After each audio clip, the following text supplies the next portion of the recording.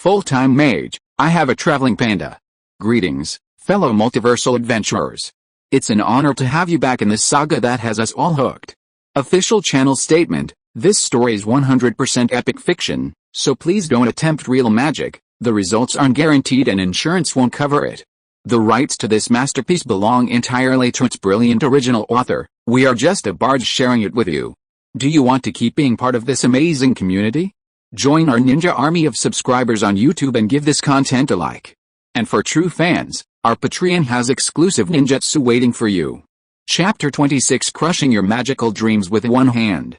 Mu Hongyun, handsome and with an undisguised smile, walked through the Mu Clan manor. The further he went, the more the beautiful scenery gradually became more ordinary. The area was filled with a dense magical aura, seemingly a place where the Mu Clan disciples of Bo City practiced magic. Who are you? How did you get into the Mu Clan manor? Mu Hongyun was standing on a broken magic target, preparing to examine the magical marks on it, when he was interrupted by a voice suddenly appearing behind him. Mu Hongyun turned around and saw a young man dressed entirely in white or blue, seemingly the standard colors for the Mu family. While the white-clad youth's appearance wasn't even a fraction as striking as Mu Hongyun's, he was still quite handsome. How do you know I'm not from the Mu Clan manor? Mu Hongyun retorted. I've lived here for over 10 years. I can recognize even the dogs, let alone the people inside, the youth said coldly. Although I understand your reasoning, your analogy, I really don't like it. Mu Hongyun leaned closer, and the boy said in a panic, don't come any closer, I'm going to use magic. Mu Hongyun just chuckled, not caring at all. Ice vines, freeze, the boy nervously connected with the stars and began to cast the spell. Blue light covered his arm, and a chilling aura wrapped around his hand. I'm really going to use magic. Seeing that Mu Hongyun still had no intention of backing down, the boy hardened his heart, and the ice spikes formed by magic instantly attacked Mu Hongyun. Unfortunately, Mu Hongyun simply threw a punch. Not only did he crush the hard ice spikes, but he also sent the boy flying with a single punch. The low-level ice magic didn't leave any mark on Mu Hongyun's hand. Seeing that the magic he had been so eager to use was so vulnerable, the boy's mouth dropped open in surprise, forgetting his broken arm. This punch shattered a boy's magical dream. Another youth poisoned by the golden age of magic, Mu Hongyun murmured with a smile. If he knew that even the strongest Archangel Michael was no match for a mere minor emperor, would he be devastated? Damn it, Mu Bai glared fiercely at Mu Hongyun. Mu Hongyun ignored him. With the day still young, he could go to the Yang family to retrieve his 5-color divine stone. And so, Mu Hongyun turned and vanished, quickly leaving. The Yang family banquet continued late into the night. When Mu Hongyun arrived, it was still going strong. Seeing the lively atmosphere in the courtyard, a glint of light appeared in Mu Hongyun's eyes. Because those old fogies of the Mu family were all like that. Once the Qinling matter was resolved, he would first return to the capital to collect some interest from the Mu family. Mu Hongyun pondered this, releasing his vast divine sense to search for the 5-color divine stone that Mr. Qi so desperately desired. As soon as he released his divine sense, he saw 3 large trucks parked at the back gate of the Yang family compound. Yang family servants were loading things onto the trucks, and the 5-color divine stone was clearly on the second truck. Luckily, he had arrived early. If he had been late, the trucks would have been gone, and searching for it would have been like looking for a needle in a haystack. He would have had to make do with the Yang family. Meanwhile, laughter and guests filled the courtyard. Mu Hongyun concealed himself and sat on the roof of one of the trucks, waiting until it had left before making his move. Mu Hongyun timed it perfectly. In about half an hour, all the treasures had been moved. Led by a member of the Yang family, the 3 trucks started moving, a gentle breeze rippling through them, and 3-foot-long ribbons of silk billowing in the air. The Yang family's 3 vehicles were heading towards the old city. The Yang family had used the reconstruction of the old city to create a treasure trove for themselves. Really, these people, they've even found their own graves. Mu Hongyun stood up, his black pupils flashing with murderous intent. Like a dragonfly skimming the water, he nimbly and swiftly landed on the front of each car, like a white ape, before reaching the first car. Taiyan Sword Key. This was Mu Hongyun's first use of Taiyan Sword Key. As an innate yin-yang key, it easily cleaved the first car in 2. The sword key, its power undiminished, struck the second car, which suffered the same fate. This time, Mu Hongyun didn't conceal his presence, revealing himself to everyone. Water Hammer, the third car also met its end. Mu Hongyun unleashed a water hammer over 10 meters long, smashing the front of the third car to pieces with a single blow, instantly turning the occupants into a bloody mess. "Who are you?" The Yang family member, not dead, crawled out in a disheveled state, asking Mu Hongyun with a mixture of shock and fear. "I will never change my name or surname, Mu Filun of the Mu Clan." Mu Hongyun vividly remembered those two vicious elder siblings. They were firmly etched into his death list. Anyway, just mentioning their names when you go out is a sure thing. Winddisk, Tornado. Like the Mu family members possessed ice magic power, while the Yang family members possessed wind magic power, with most of them having wind as their primary element. A blue star map appeared beneath the feet of this Yang family member, and the ethereal wind elements obeyed his command, the originally gentle breeze gradually transforming into a terrifying whirlwind. A tornado over 10 meters long appeared before Mu Hongyun. Although the center wasn't where Mu Hongyun was, due to the low pressure, the surrounding area was large enough to suck in a servant-level demon. But Mu Hongyun firmly planted his feet on the ground, not moving an inch. How is this possible? The Yang family members thought in horror as they saw Mu Hongyun standing like a long spear in the distance. Sword Shadow. Mu Hongyun stretched out his hand, unleashing a 10-meter-long black shadow of sword energy, its sharpness seemingly capable of cleaving through the cold frost. Without hesitation, Mu Hongyun swung his sword down. After scattering the wind, the sword shadow swiftly cleaved the Yang family member into pieces. Killing is killing, why think so much? Mu Hongyun waved his hand again, absorbing the 3 cartloads of treasures into his mustard seed space. This matter was completed, it was time to return to Qinling. Of course, before returning to Qinling, there was one last thing to do, deal with Zhan. Whether Zhan was a guest of the Mu family in the capital was unknown to Mu Hongyun, but he dared not gamble. If his information were leaked prematurely, it would cause him a lot of trouble. Back home, Meng Lan glanced at Mu Hongyun and said, "Oh, you're back." Mu Hongyun nodded and said, "We'll be leaving in a few days to go back to the Qinling Mountains." "Great. The bamboo shoots in the Qinling Mountains are so much tastier than those in that world. My little brothers all love them." Upon hearing that they were going back to the Qinling Mountains, Meng Lan excitedly started biting her paws. "Look at how hungry you are. When I create a new world, I'll plant all sorts of bamboo shoots and bamboo there, and you'll be the only one who loves them." Mu Hongyun revealed his true personality in front of Meng Lan, speaking gently. "Really? You're so kind, my little rascal." Meng Lan's big, dark eyes were filled with surprise and delight. Chapter 27. But I don't believe it. Mu Hongyun now trusted Meng Lan the most, as they were the closest brothers due to their spiritual connection. Meng Lan was also the only child of their generation, so it was only right that she establish a connection with Mu Hongyun. After talking with Meng Lan for a while, Mu Hongyun sat down next to her and took out the piece of extraterrestrial meteorite iron that was still half-formed. This piece of extraterrestrial meteorite iron still contains some special energy, which Mu Hongyun planned to use to refine Void Sword Key. It wasn't until the afternoon of the next day that Mu Hongyun showed joy. Combining the sword principles in the sword art divine power, he successfully refined the Void Sword Key. If the timing was right, even a high-level mage would die. Mu Hongyun coldly scanned the next room with his divine sense and was pleasantly surprised to find that only Zhan was home. Wasn't this the perfect opportunity for him to make his move? Knock knock knock. Mu Hongyun knocked on Aunt Fang's door. Soon, Zhan saw that it was Mu Hongyun through the peephole and opened the door. The moment the door opened, Mu Hongyun struck with lightning speed. Unfortunately, he underestimated the combat awareness and experience of high-level mages. Frankly speaking, becoming a high-level mage is already a feat of exceptional talent, as most people only reach the level of a low-level mage in their entire lives. Zhan, at such a young age, was already a high-level mage, demonstrating her extraordinary talent.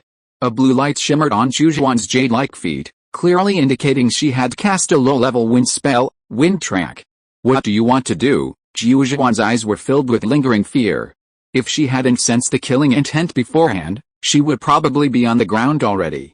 "You're putting on quite a show. The Mu family sent you to gather information about me, didn't they?" Mu Hongyun sneered, closing in on her. His speed was incredibly fast, comparable to level 3 Wind Track. Ice vines, cover. Because the room was too small, Zhan didn't have time to unleash powerful magic, and could only use low-level spells to restrain him. Imperial capital, Mu Panxian. Mu Yinfeng and Mu Filun were the youngest elders in the council. The two were siblings, born with complementary and powerful ice-type talents. Mu Filun said, "Is a mere branch of Bachan worth your concern? Of course I don't care about a mere branch of Bachan. What I care about is Mu Ningxu. After all, she is that woman's child. I know she's currently the family's key talent, but what if one day she becomes a super rank and finds out her mother's death is related to us?" Mu Yinfeng said through gritted teeth. "You ask me? Who am I supposed to ask? Anyway, Mu Ningxu is currently the family's key talent. You absolutely mustn't be confused." Mu Filun left these words and moved away. This was Mu Yinfeng's own doing. What did it have to do with Mu Filun? Even if they were siblings, they would still turn against each other for personal gain. Bajin Inscription District. In no time, Mu Hongyun had Zhan under his feet. Zhan wasn't an innocent girl. She trembled slightly as she said, "What do you want to do to me? Let me tell you, I'm a guest of the Mu family. If you hurt me, the Mu family won't forgive you." "A guest of the Mu family, so your identity has finally been exposed," Mu Hongyun said with a chilling smile. She grabbed Zhan's hair and pulled it in front of her eyes, saying, "Tell me, what brought you to Bo City?" Zhan let out a few seductive sounds as her hair was pulled, her face looking pitiful. Unfortunately, Mu Hongyun wasn't buying it. "Slap, tell me, what did you come to the Mu family for?" Mu Hongyun's eyes gradually turned red, revealing the fury of a wild beast. "If you don't tell me, I'll cripple your magic and throw you into the Green Forest Demon Slave's cave. You should know the characteristics of demon slaves. From now on, you'll be unable to live, unable to die, and will spend the rest of your life as a breeding machine for demon slaves, living this dark and hopeless life until death," Mu Hongyun said with a sinister gaze. "As for your parents, don't worry. I'll find someone else and raise her to be another you, so she can enjoy your honor, your father and mother, everything you have. She'll live comfortably and happily with your parents, and you'll only be confined to the cold nest, a breeding machine for the Green Forest demon slaves." Hearing Mu Hongyun's words, Zhan felt suffocated. She twisted her body, whispering, No, if you don't want that kind of life, tell me your purpose in coming to Bo City, and who sent you, Mu Hongyun demanded sharply. "It was Elder Mu Yinfeng who sent me back." Finally, Zhan's defenses crumbled, and she revealed the mastermind. "It's that old beast," Mu Hongyun muttered to himself, then asked, "And what else? Why did she send you back?" She told me to keep an eye on Mu Ningxu." Zhan finally confessed everything, and because of the fight, her clothes were torn, revealing a large expanse of her underwear. She couldn't bear it any longer and cried silently. Mu Hongyun, however, paid no attention to any of this. He wondered if it was merely to monitor Mu Ningxu. After a long pause, Mu Hongyun's gaze slowly shifted to Zhan, and he said, "Although what you've said is very convincing, I don't believe it." PFFT, Mu Hongyun suddenly reached out and ripped open Zhan's bra, which she was using to cover herself. Zhan had barely let out a gasp when Mu Hongyun shoved a rag into her mouth. Zhan could already imagine what was about to happen, and tears of pain and humiliation streamed down her face. But the next moment, what she imagined didn't happen. A light shone from Mu Hongyun's fingers. This was a new technique he had mastered, planting sword energy in her heart to transform it into a sword talisman. This not only allowed him to control life and death but also to constantly monitor sounds. Mu Hongyun placed his fingers on Zhan's snow-white skin, and the sword energy flowed along her meridians into her heart, slowly transforming into a sword talisman. Zhan felt the slight warmth of Mu Hongyun's fingers, and her face flushed.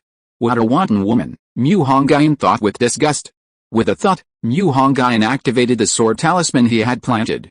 A sudden, sharp pain shot through Zhan's heart, and the flush on her face instantly turned pale. "This is a little trick I planted. From now on, you are both a guest of the Mu family and my spy. You should know how to handle my affairs," Mu Hongyun said, standing up. Seeing Mu Hongyun release her, Zhan hurriedly found something to cover her exposed areas. Having completed this series of actions, Mu Hongyun could finally relax and head to the Qinling Mountains. Ignoring Zhan's embarrassed and frightened expression, Mu Hongyun breathed a sigh of relief and turned to leave. Back home, Meng Lan had already packed her bundle, a round little panda carrying a package 2 or 3 times its own size. This almost made the somewhat burdened Mu Hongyun burst out laughing. With a sweep of Mu Hongyun's large hand, Meng Lan's package was instantly sucked into the pot heaven space. If you are listening to this novel on a channel other than Fanfic World, it means it was downloaded and re-uploaded without effort. We warmly invite you to visit our channel, Fanfic World. There you will find the original version of this story and many other novels of various genres. We look forward to seeing you dive into a world of incredible novels. Chapter 28 Returning to the Qinling Mountains. After resolving the Qinling issue, Mu Hongyun hadn't forgotten his 2 pawns, Yuang and Muhe. He first summoned Yuang, presenting a stack of newly drawn bewitching talismans. Mu Hongyun tapped the table, saying, "These are bewitching talismans, capable of rendering even a beginner mage unconscious for 5 hours. I want you to use them to mark all members of the Mu family in Bachan as members of the Black Vatican within a year. You want me to develop the entire Mu family into the Black Vatican?" Yuang's reaction was reminiscent of the 9-headed insect ordering Bin Boba to kill Tang Sanzang and his disciples. "What are you thinking? If you had that ability, would I have been able to subdue you?" Mu Hongyun said. "Ouch, that hurt." Yuang was in tears. After giving this final instruction, Mu Hongyun headed towards the Snow Peak Mountain and without hesitation. Meng Lan sat on Mu Hongyun's shoulder like a delicate rag doll. Once they crossed the southern ridge, they would soon reach the Qinling Mountains. The southern ridge is a desolate mountain range beyond the Snow Peak Mountains, inhabited by the treacherous, bloodthirsty, and ferocious Demon Wolf Clan, the primary source of Mu Hongyun's extraordinary blood for drawing talismans. With Meng Lan perched on his shoulder, Mu Hongyun made no attempt to conceal his aura, plunging into the southern ridge like a sharp ancient sword. His astonishing sword intent made the one-eyed demon wolf tremble and its limbs stiffen, while the three-eyed demon wolf trembled with fear. Of course, there was no shortage of challengers. In the ancient southern ridge, occupied by demons, not all warrior-level creatures were the terrifying three-eyed demon wolves. There were also outstanding individuals. A mountain ape sensed this astonishing sword energy, but instead of retreating, it was terrified by the energy and instantly became extremely agitated. The mountain ape was a warrior-level creature even more terrifying than the three-eyed demon wolf. Its 2 thick arms were comparable to the body of a one-eyed demon wolf, and its rough skin, comparable to rock, made it a dominant force in the southern ridge. Whoosh whoosh whoosh from afar, Mu Hongyun sensed a fierce aura. A colossal creature, its blood-red aura soaring to the heavens, crashed through more than 10 ancient trees and charged straight towards Mu Hongyun. As it drew near, the mountain barbarian ape leaped up, unleashing a fist as powerful as a cannonball. "You think you can kill me?" A glint flashed in Mu Hongyun's eyes. The secret power of his supreme bone surged, and Mu Hongyun stomped back, throwing a punch in return. This punch was earth-shattering. The immense force generated a massive shockwave, causing the surrounding ancient trees to tremble as if struck by a Category 18 typhoon. The ground behind Mu Hongyun also instantly cracked, shattering into pieces. "This is interesting." Mu Hongyun swung his arms, preparing to grapple with the mountain barbarian ape. Meanwhile, at the Yang family residence in Bo City, an elderly woman dressed in splendid attire, adorned with gold and silver, listened to her servant's report. When she heard that all the treasures on the 3 carriages had vanished, she gasped in shock. That was 1/3 of the Yang family's wealth. Gone just like that? The old woman was Chen Shi, the mother of Yang Zuo, the president of the Bo City Magic Association. Despite her kind face, she was a remarkable figure in Bo City's business world, having carved out her own path. Investigate. Such a large fortune must be tied to Bo City.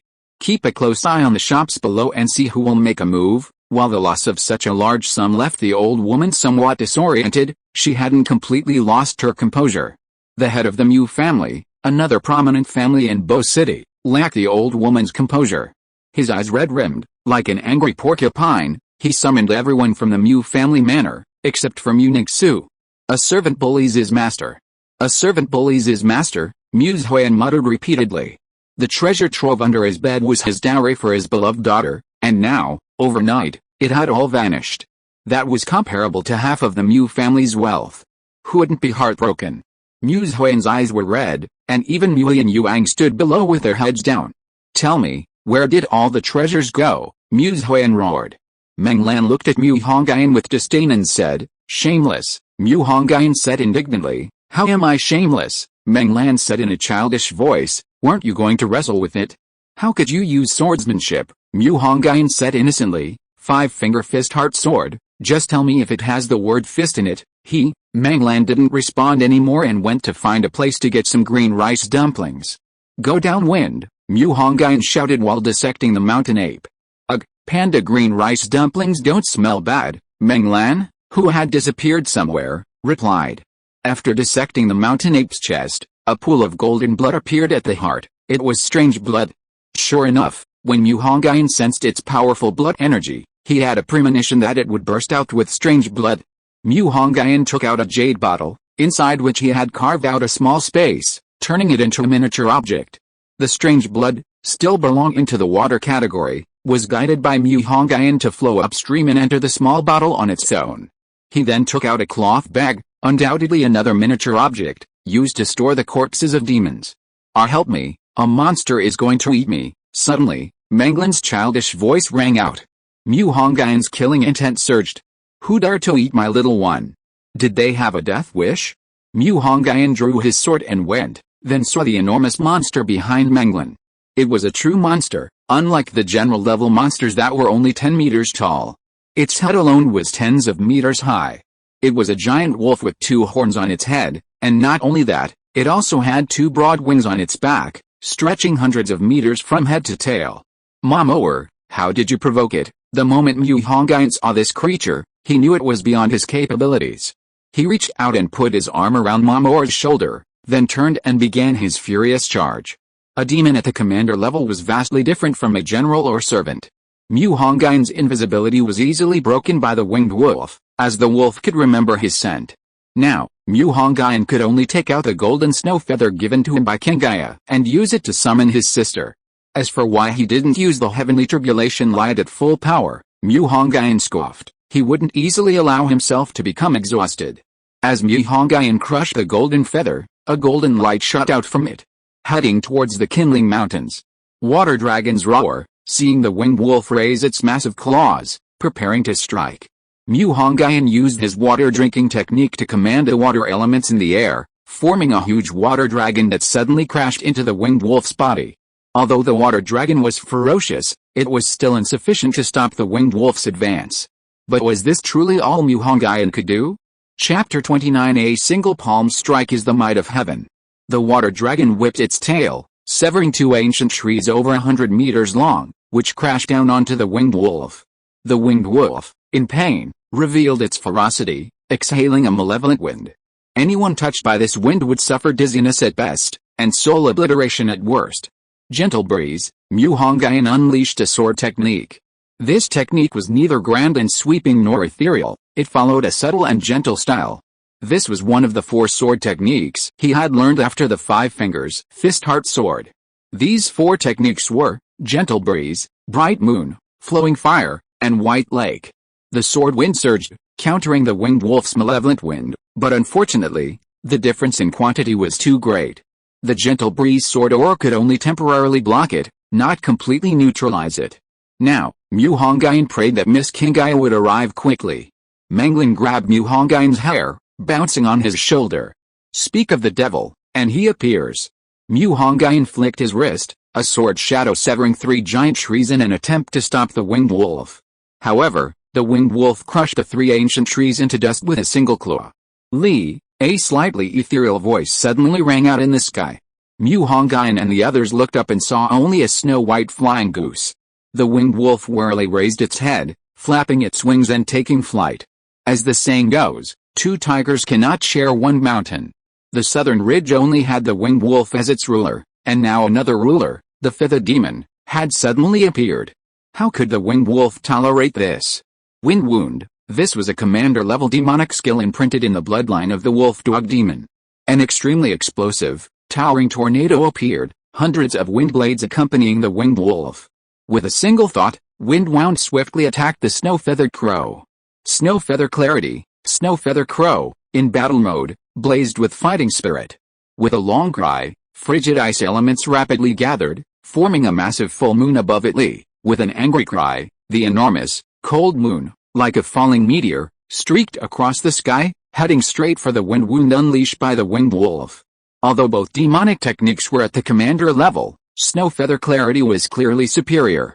This was because Snowfeather Clarity was Snowfeather Crow's innate demonic technique, capable of evolving with its life level, already overwhelming Wind Wound in potential. As expected, Snowfeather Clarity directly crushed Wind Wound, even shattering the hundreds of wind blades into fragments.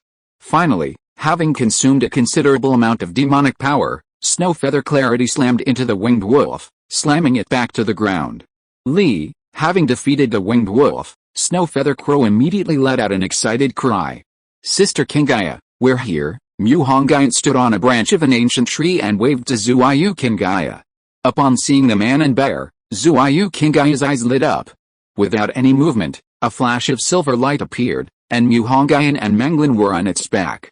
This is the power of space. Mu Hongyun never expected that Zuayu Kingaya also possessed the power of space. Zuayu Kingaya's cry was now like a deer's, ethereal and tranquil. Unfortunately, Mu Hongyun hadn't yet mastered the two divine abilities, gathering beasts and taming birds, so he couldn't understand what Zuayu Kingaya was saying. Meng Lan suddenly spoke up, "Little one, your sister asked you if you found anything this time." Mu Hongyun paused for a moment, then said, "Yes, I found everything.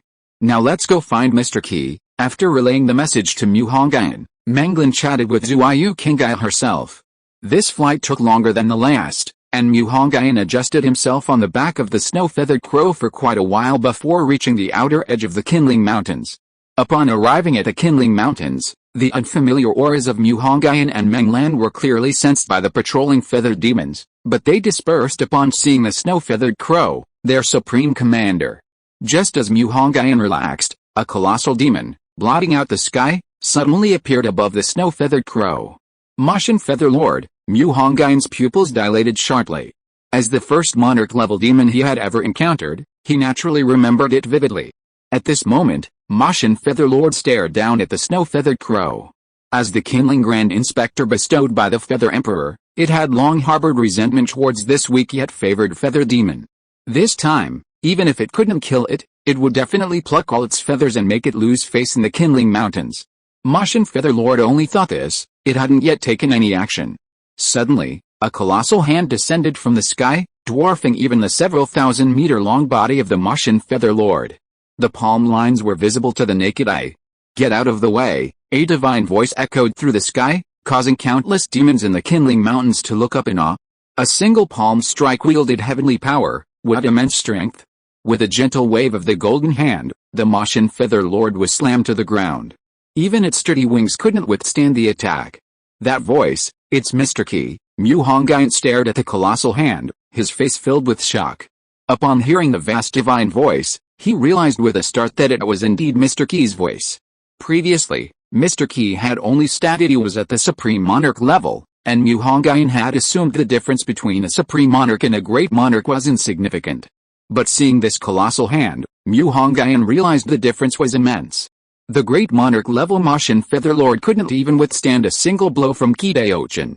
Yo, the snow feather crow chirped a few times, seemingly quite happy. Soon, it flew into the sinkhole and arrived at a giant peach tree.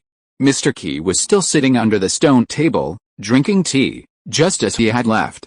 When Mu Hongyun, still dazed, led Meng Lan down from the snow feather crow, he was still somewhat in a daze.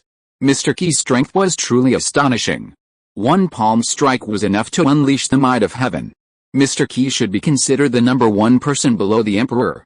"Young friend, please have some tea first." Mr. Qi pointed to the tea that had already been poured opposite him. Mu Hongyun didn't stand on ceremony, sat down with a thud, and swept his arm across the stone table, where a five-colored divine stone half a meter tall appeared. Qi Daochin first glanced at the divine stone, finding no damage, before turning to Mu Hongyun and saying, "Young friend, your abilities have improved again. I must thank that piece of extraterrestrial meteorite, but Mr. Qi, is this five-colored divine stone very important to you?" Mu Hongyun had only briefly scanned it with his divine sense earlier, but now, after a second examination, he found nothing extraordinary. "Wait," Mu Hongyun's gaze suddenly sharpened. Qi Daochin said, "Young friend, have you noticed anything?" Mu Hongyun's face was serious as he solemnly said, This stone can actually absorb the essence of the sun, moon, and heaven and earth on its own. Indeed, it's quite remarkable that you could see this. This stone and I can be said to have arrived at the same destination, both born from the spirit of the Qinling Mountains, except, I was born 7,000 years earlier. What? Hongyun exclaimed in horror. Could there also be a celestial spirit inside? Chapter 30 The Third Journey, Foundation Building. Qi smiled silently, then raised his hand, a golden light flashing, and the five-colored divine stone vanished from its spot. Hongyun was puzzled. I returned him to the spirit of the mountain range. That's the most suitable place for him. Your little friend seems to really like the environment here, Qi said, pointing to Meng Lan in the distance. Hongyun turned his head and saw Meng Lan, seeing so many fruits, instantly running off happily. What are your plans next? Qi asked. I'll stay in the Qinling Mountains for a while, then go to the capital to take revenge. Hongyun downed his tea in one gulp and said decisively. Are you confident? Qi asked. I'll collect some interest first. You can't get fat in one bite, Hongyun said cheerfully. Seeing how happy you are, I don't look like I'm looking for revenge at all, Qi teased. Just thinking about my enemy dying makes me happy, of course, Hongyun said. Time flies like an arrow. Soon it was time for Meng Lan's second trip. This time, it wasn't as hasty as the first. Hongyun prepared a small container for Meng Lan, filled with fresh bamboo and bamboo shoots, as well as healing pills he had concocted. Meng Lan made Hongyun squat down, patted his shoulder, and said, Little man, do you want a wife? I was thinking of bringing you one last time, but her husband refused. Hongyun, embarrassed, said, My dear, right now my eyes are only on revenge and cultivation. I can't tolerate any woman. Meng Lan scratched her round head and said, All right then, that girl is quite pretty. Her name is Mage, Hongyun. Mage is fine. Hongyun watched Meng Lan jump into the black hole before standing up. The power in that black hole actually terrified me. Qi stepped out from behind Hongyun, saying in shock. Hongyun laughed loudly. Mr. Qi, since you're already here, why don't you protect me for a while? Protect me, Qi pondered. Hongyun suddenly soared into the air. His Qi refining technique was currently at the spiritual Qi vortex stage, just a hair's breadth away from perfection. His pill manipulation technique, also known as the golden core technique, had reached the peak of Qi refining, allowing him to establish his foundation.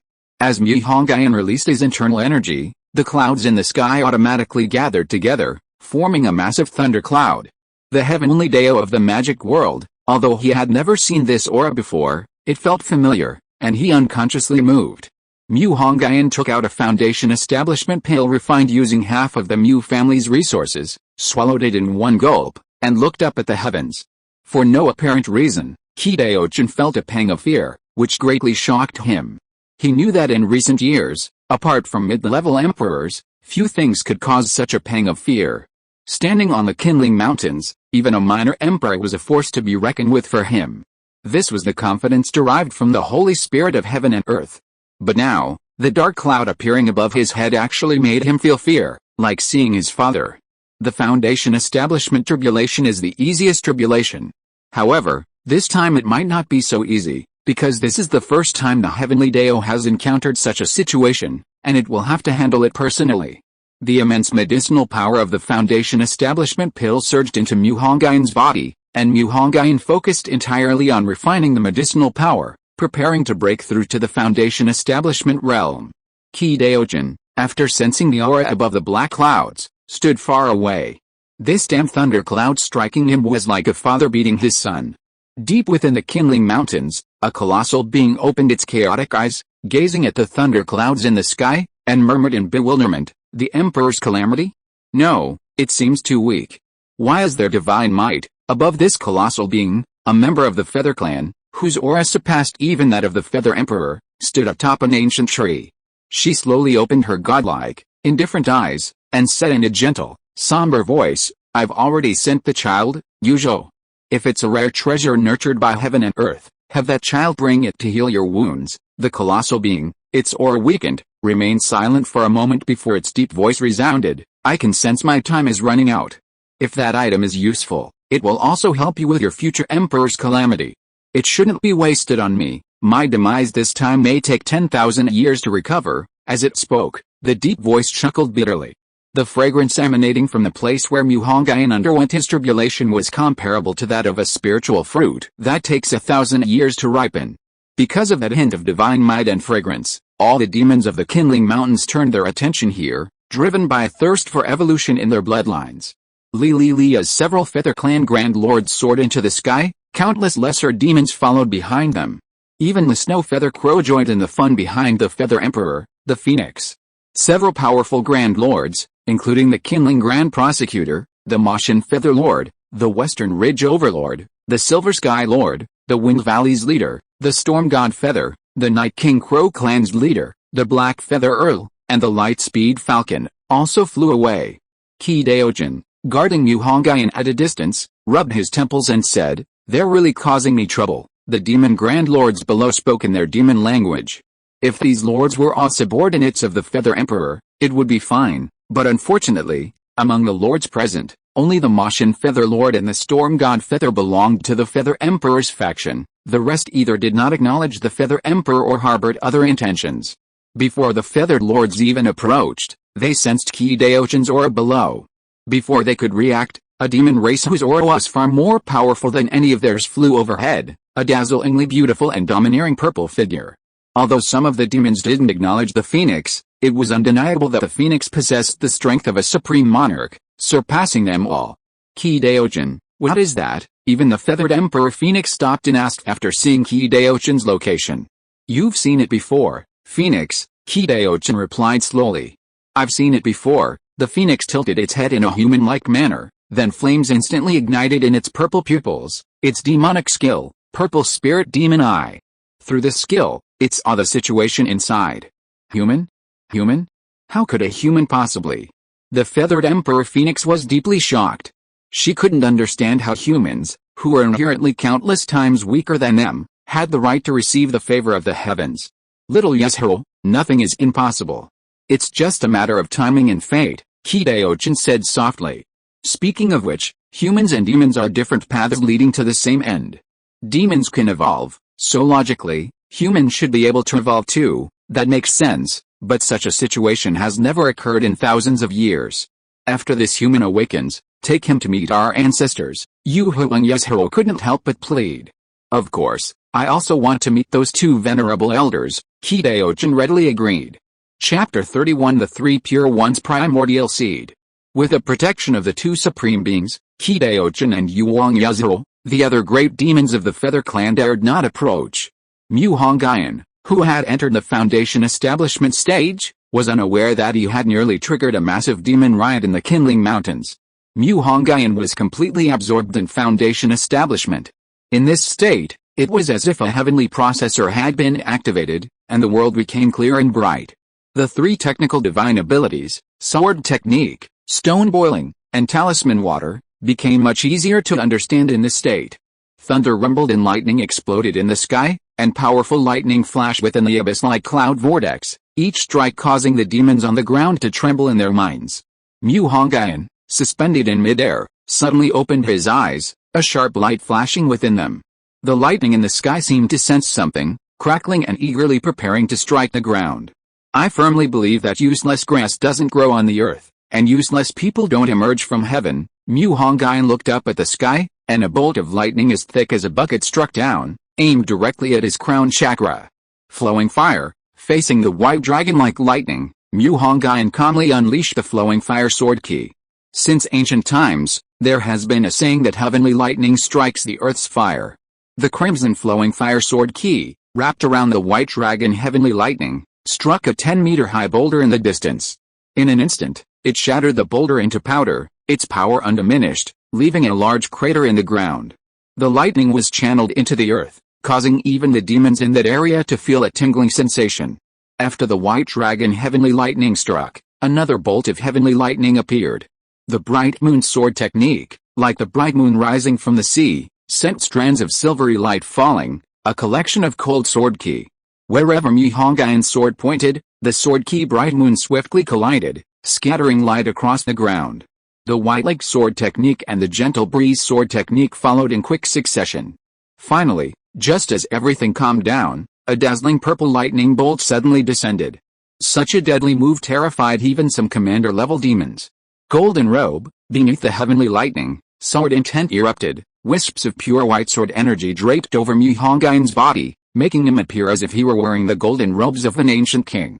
Finally, the sword energy condensed at his fingertips, and with a single swing, the powerful sword intent directly cleaved the thunderclouds in two. The first cultivator in the magical world had completed his foundation establishment.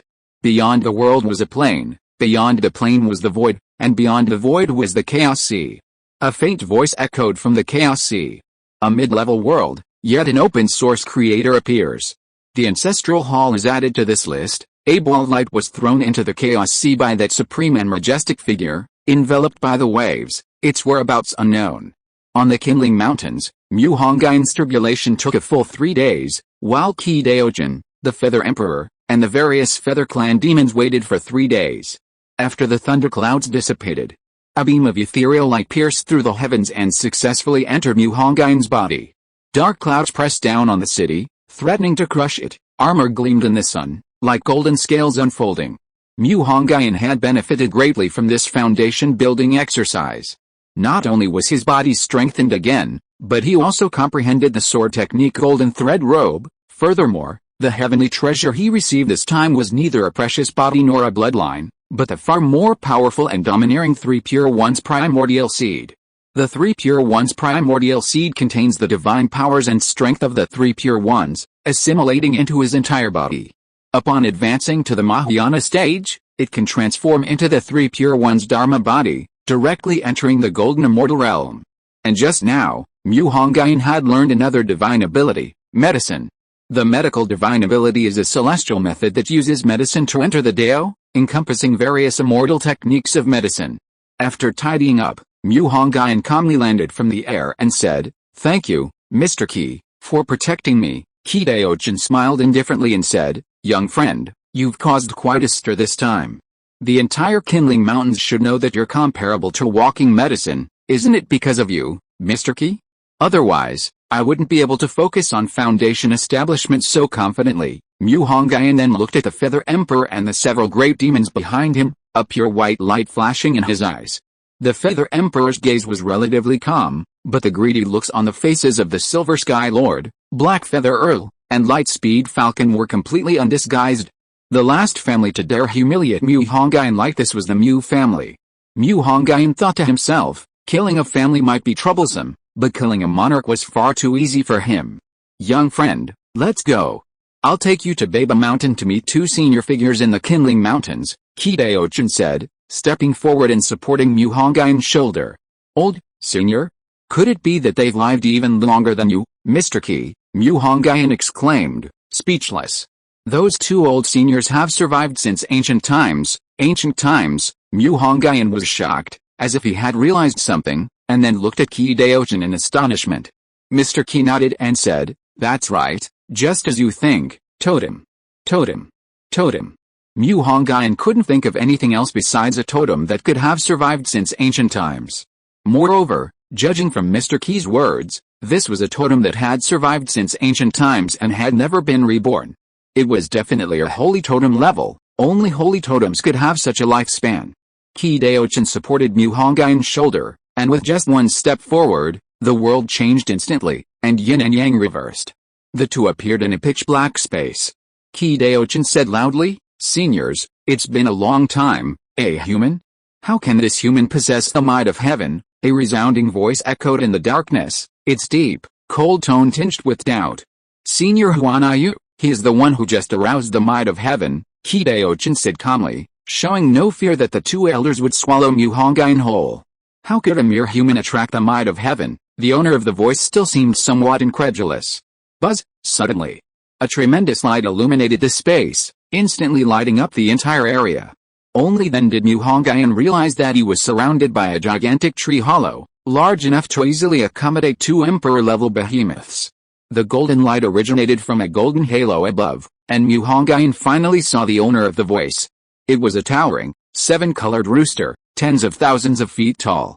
Although its tail feathers, fiery plumes, crest, dragon claws, and golden beak were all unusual, Mu Hongyun recognized it at a glance as a rooster, an imperial rooster. At this moment, this imperial rooster, with its dazzling golden pupils, scanned Mu Hongyun. Young friend, Senior Huanayu is one of your human race's guardian totems in ancient times, and along with 11 other totems, established a calendar and time for humanity, Qi slowly introduced. The 12 zodiac animals, Mu Hongyun's mouth dropped open. That's right, the 12 zodiac animals that your human race still uses today, those are all outdated, and I am no longer humanity's guardian totem. I won't be now, and I won't be in the future, seven-colored Huanayu said coldly upon hearing Qi Daochen's introduction.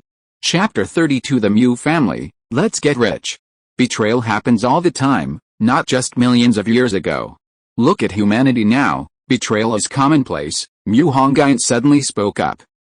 The seven-colored illusionary feather's gaze suddenly fixed on Mu Hongyun, its imperial might instantly pressing down.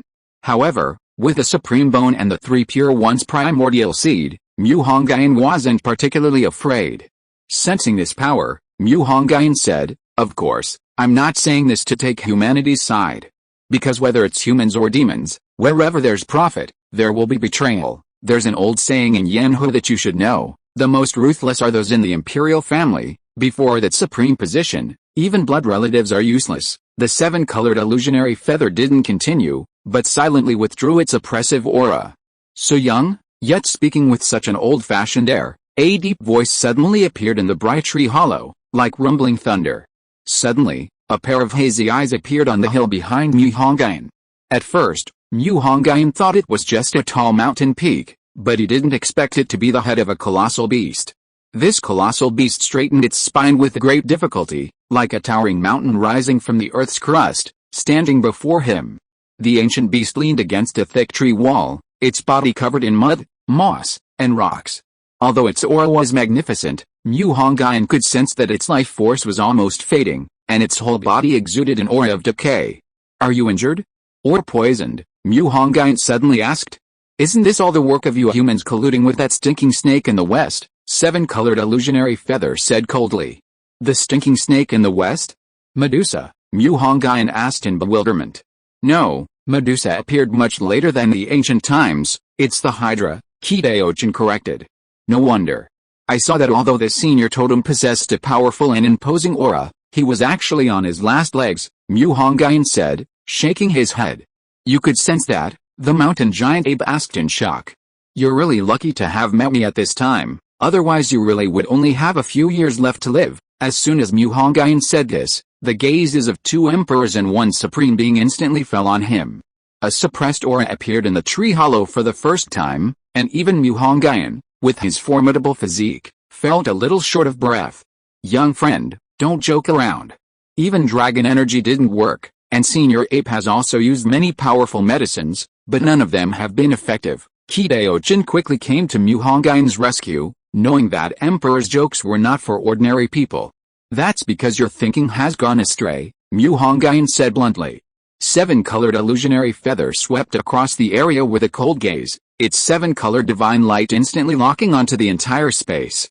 Then it said, "Little Qi, let him continue. Actually, this isn't entirely your fault.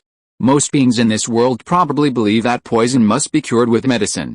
But in essence, medicine and poison are no different. Medicine also contains a degree of poison, and poison can also cure diseases," Mu Hongyun said confidently. "Although I don't know the extent of the Hydra's toxicity, judging from this totem senior's condition, it's a yin poison. At this point, all we need to do is neutralize it with a yang poison of the same level, and then consume the 10,000-year-old heavenly snow lotus to resolve it." When Mu Hongyun received the medical divine power, he received information about the herbs and medicine of this world. "Just that simple?" Seven-colored illusionary feather asked incredulously. "Simple?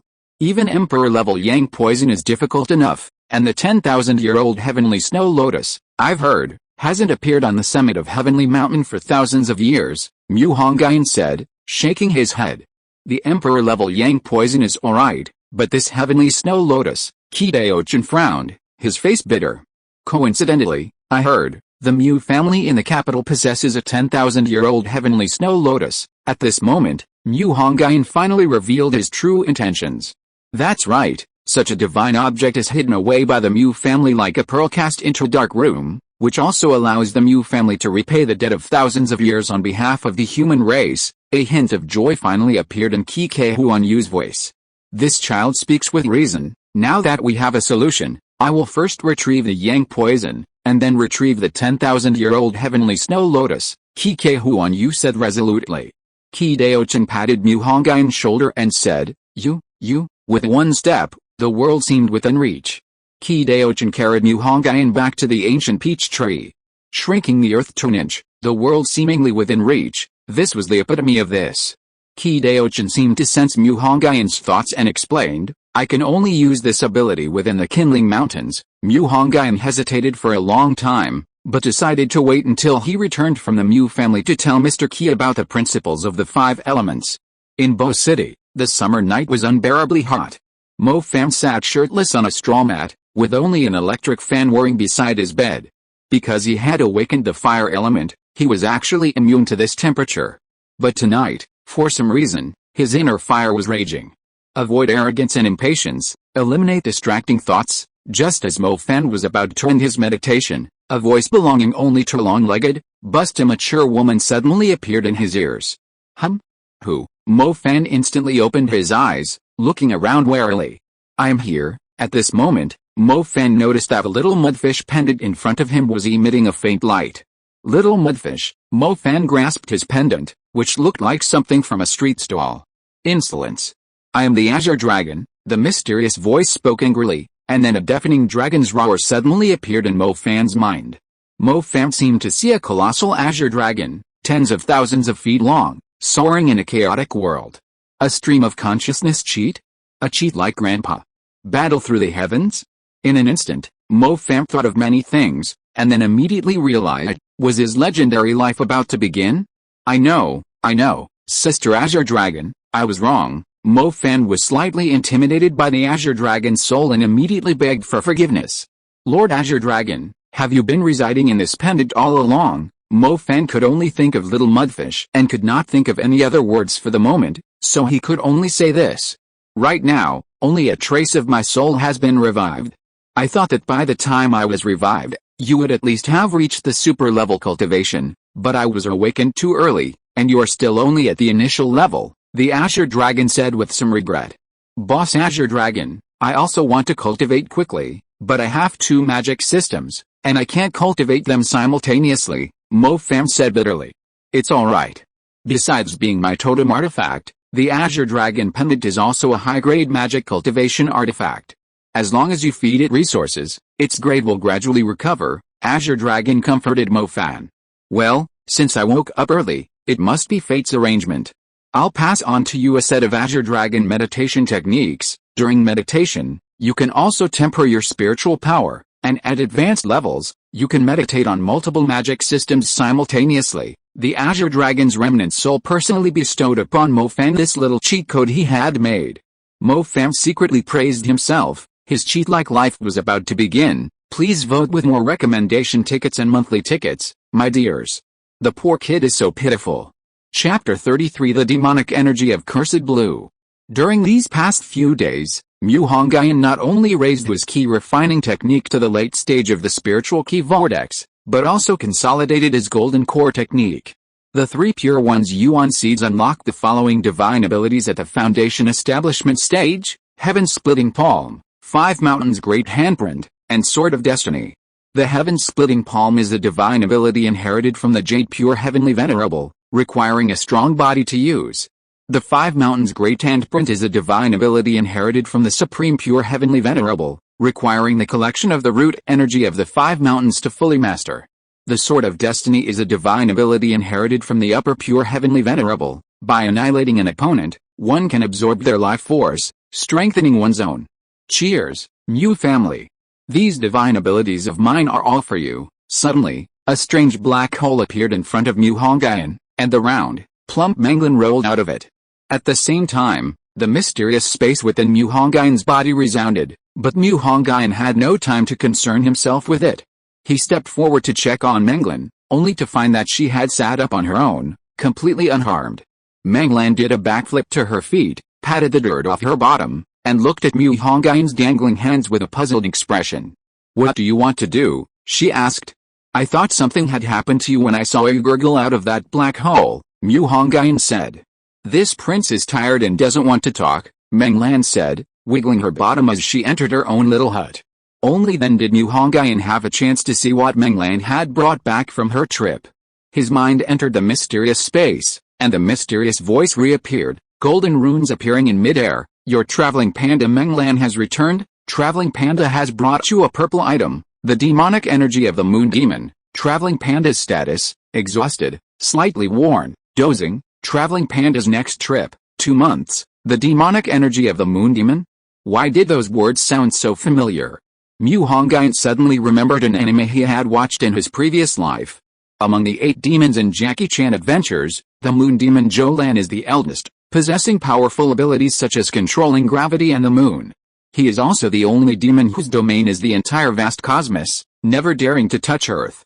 Zhan's full abilities include levitation and movement in the air, stillness, lunar explosion, prolonged levitation, ascending to the moon, vacuum survival, vacuum sound transmission, high-altitude pressurelessness, controlling gravity, altering gravity, absorbing gravity, and transforming gravity into beam attacks, gravitational light waves, universal gravitational energy, lunar eclipses and moon readings, eroding the moon, changing lunar phases, creating moon shadows, shifting stars and changing the moon, reversing the sun and moon, corrupting the sun and moon, summoning the night to devour the moon, anti-gravity and weightlessness, and releasing and enveloping the moon's gravitational energy like a purple-black lightning bolt. These abilities are practically comparable to a weakened version of the Heavenly Gang Taoist technique, shifting stars and changing constellations, fuse with a purple item. Moon Demon's demonic energy. This fusion will remove the side effects of the demonic energy, but the power gained will also be weakened. Fuse. Without further ado, Mu Hongyun directly fused with the demonic energy. The demonic energy, now free of side effects, wouldn't turn Mu Hongyun into a demon, nor would it weaken his fear of the sacred white lotus. Soon, the unclaimed demonic energy merged with Mu Hongyun's soul, leaving a black moon mark on it. After waking, Mu Hongyun possessed a naturally wicked aura, and his control over the power of the moon's radiance had increased significantly. He also gained the ability to control gravity and repulsion. More than 10 days later, Qi brought Mu Hongyun a black Zhuan bird ring, saying, "This is Senior Huanyu's totem vessel. Senior Huanyu's true form is hidden inside a totem vessel." Mu Hongyun instantly looked at the ring on his hand. Because he hadn't established a connection with it, he couldn't sense the totem vessel's mystical properties. Has Senior Huanyu dealt with the Emperor-level positive toxin? She's still on her way. By the time we retrieve the 10,000-year-old heavenly snow lotus, it should be almost done. Qi calculated the time and said. Then, "Mr. Qi, are you planning to go in like this?" Mu Hongyun asked. "Is there anything about me that's not human?" Qi spread his arms and smiled. "Shall we set off now? Let's go." Senior Abe can't hold on much longer. Qi waved and summoned Zuayu Kengaya, relying on her to go to Bachan. The purpose of this trip was to first go to Bachan to get an identity certificate for Mr. Qi, and then go to the nearest city, Xiamen, and from there find a way to get to the capital. Meng Lan stayed in Qinling for now, because the dangers of this trip were unknown, so he wouldn't take him. Although he really wanted to see the capital of this world, there would be another chance next time.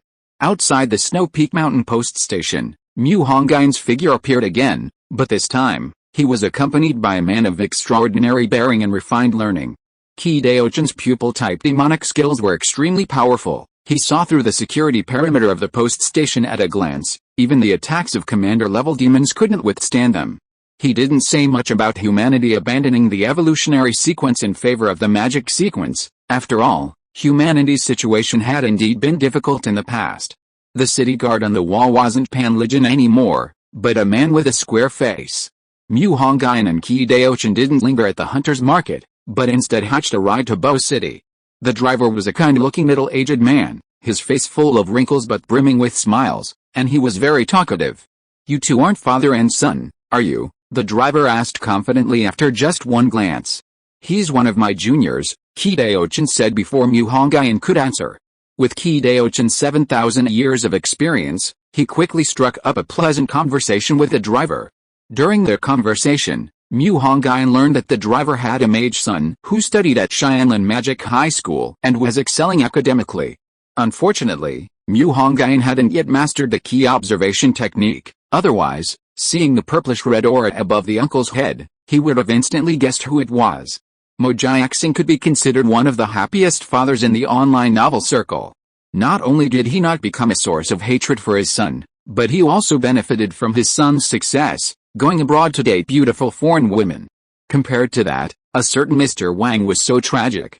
Time passed quickly, and in the blink of an eye, Mu Hongyun and Qi Daochen had already arrived in Bo City.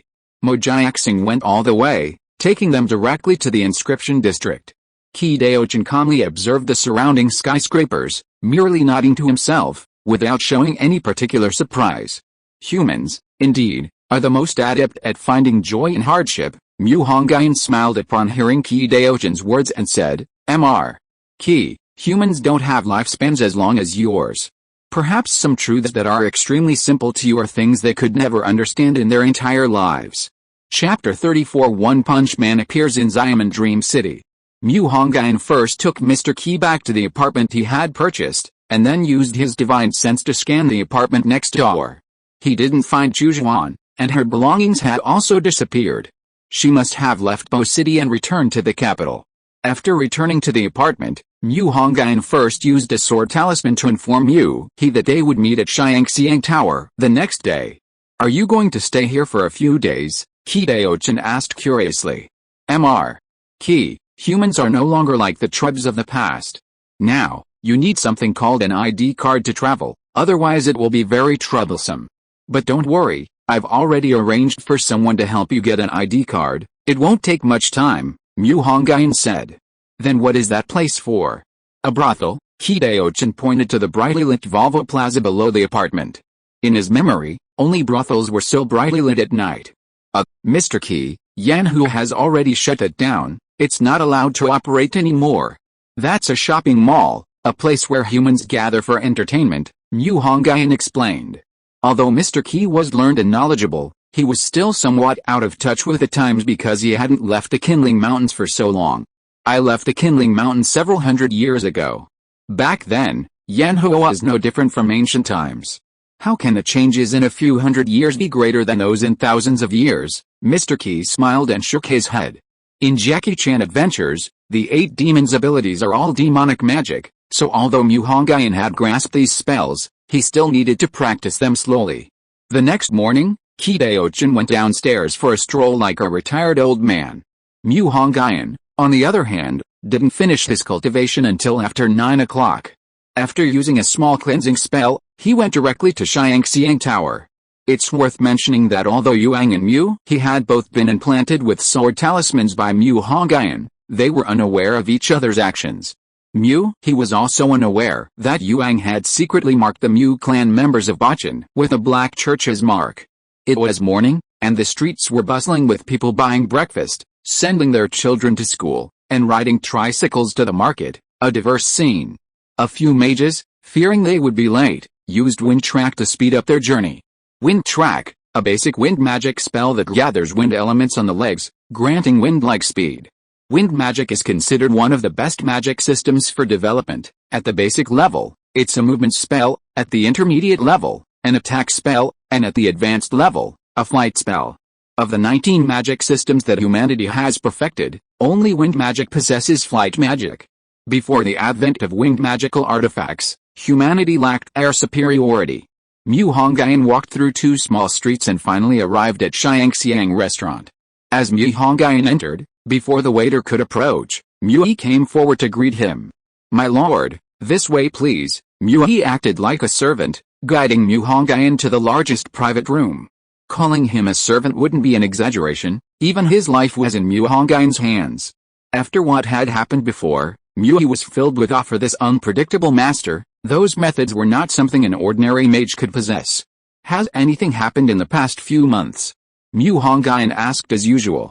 Reporting to you, sir, apart from the young lady returning to the capital 15 days ago, there shouldn't be any other major events.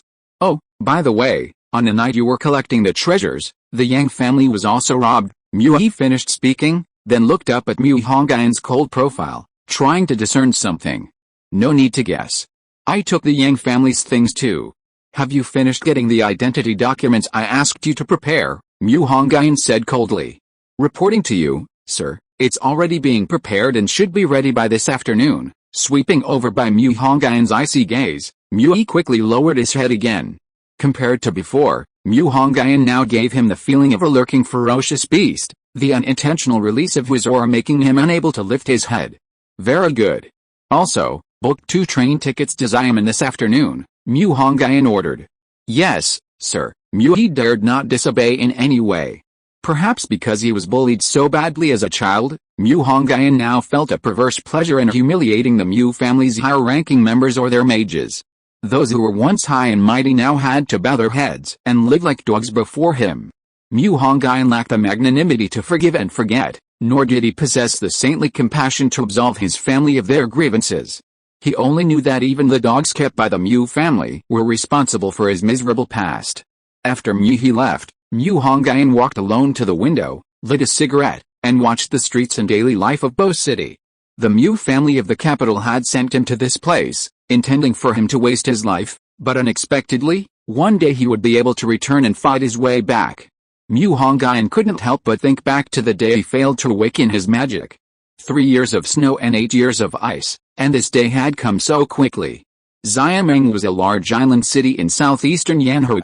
It was also one of the closest large cities to Bo City. When Mu Hongyun and Qi Daochan arrived in Xiamen, night had already fallen. Such a strong water element, stepping out of the train station, the two felt the sea breeze, carrying refreshing water elements throughout Xiamen Island. The architecture here was worlds apart from Bo City.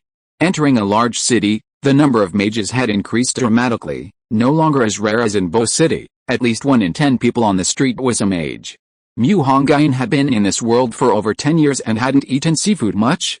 Qi, we've finally come out, why don't we go to the beach, Mu Hongyun said. Okay, Qi Daochan had already taken off his immortal robe and changed into more fashionable clothes, even covering his long hair with a baseball cap. The two hailed a taxi and headed to Whitestone Beach.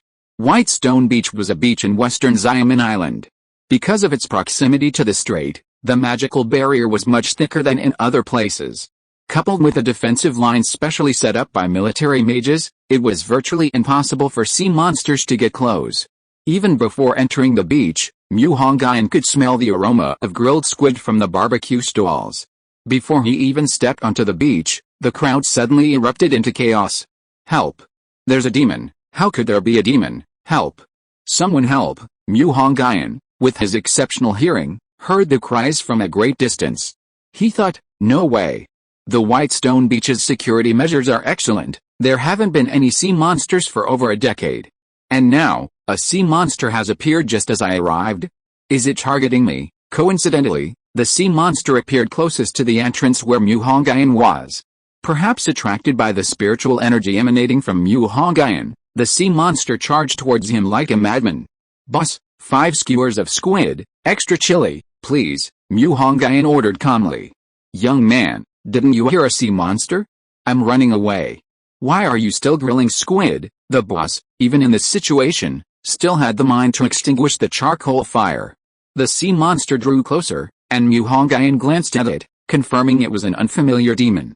Hey, run, a mage shouted from afar to Mu Hongyun, who stood motionless, seemingly terrified. The siren was getting closer. Mu Hongyun could now see its deep blue skin, nearly 4-meter-long body, mouth full of sharp teeth, red fins on its cheeks, and long, sharp claws on its limbs. Judging by its level, it was a servant-level siren. Boom! Mu Hongyun threw a punch, instantly shattering the siren into a pool of blood and flesh. True one-punch man. Brothers, give me some more votes. If you are listening to this novel on a channel other than Fanfic World, it means it was downloaded and re-uploaded without effort. We warmly invite you to visit our channel, Fanfic World. There you will find the original version of this story and many other novels of various genres. We look forward to seeing you dive into a world of incredible novels. Chapter 35 Zuinitan Muchan's Treasure Tournament. Mu Hongyun casually killed a demon with a single punch, nearly causing the mage who had warned him to dodge to pop his eyes out. Only after the sea monster died did he cast a spell, riding the wind to Mu Hongyun's side. My goodness! Killed a demon with one punch? Are you a high-level mage, boss? The military mage, only a few years older than Mu Hongyun, exclaimed in shock. In his understanding, only high-level mages possessed enhanced physical bodies, and with the aid of rare and precious materials, they could achieve the feat of killing a demon with a single punch. No, it's the effect of the magical artifact. Fortunately, Mu Hongyun was wearing the Zhan bird ring, allowing him to attribute the power of his punch to the magical artifact. I knew it. How could there be such a young high-level mage? Hearing Mu Hongyun's explanation that he wasn't a high-level mage, the military mage's expression returned to normal. Because the siren's corpse had been smashed to pieces by Mu Hongyun, it was probably worthless. The military mage didn't wave his hand, he simply used a whirlwind to pick up the flesh and blood from the ground and throw it into the sea. Sir, here are your 5 skewers of large squid, a sincere price of 80 yuan. Welcome to visit again. The barbecue stall owner, who had just run away, had returned. Not only was the charcoal lit, but the 5 skewers of large squid were already grilled. Xiamen Island seemed poised to become the main battlefield of the South China Sea naval war within a few years. Ironically, Yanhua's naval forces were relatively ordinary, with most of their combat power transferred from the mainland. It was pitiful that the human leadership always considered darkness a formidable enemy, constantly guarding against it, unaware that the suffocating open ocean came even faster than darkness. However, all of this was too far from Mu Hongyun to concern him. Whitestone Beach wasn't far from their booked hotel. Mu Hongyun used Zhoulan's magic to fly, and Qi Daochin also had his own way of flying. The two figures darted through the air. Even if they were discovered, they would only be seen as magicians, and no one would be surprised. A night passed, and the two headed to the train station, preparing to travel to the capital. Inside the station, people came and went, from rugged hunters to young women in tank tops and shorts. Soon, Mu Hongyun and Mr. Qi boarded the train to the capital. As they boarded, Mu Hongyun seemed to sense something, a smile instantly playing on his lips. The train's seating arrangement was similar to the high-speed trains of his previous life, with 3 seats on the left and 3 on the right, facing each other. Mr. Qi sat by the window, and Mu Hongyun sat near the aisle, with an empty seat between them.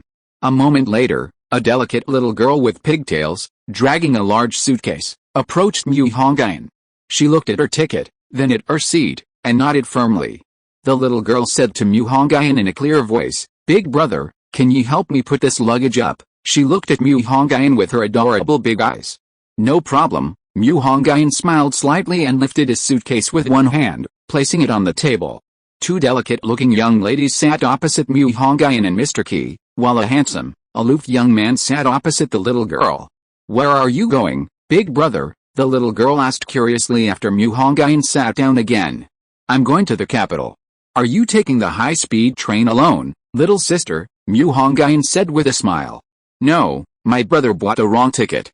He's standing in the carriage behind us." The little girl stuck out her tongue as she spoke. "Big brother, are you going to the capital to attend the treasure hunt conference?" the little girl asked. "Treasure hunt conference?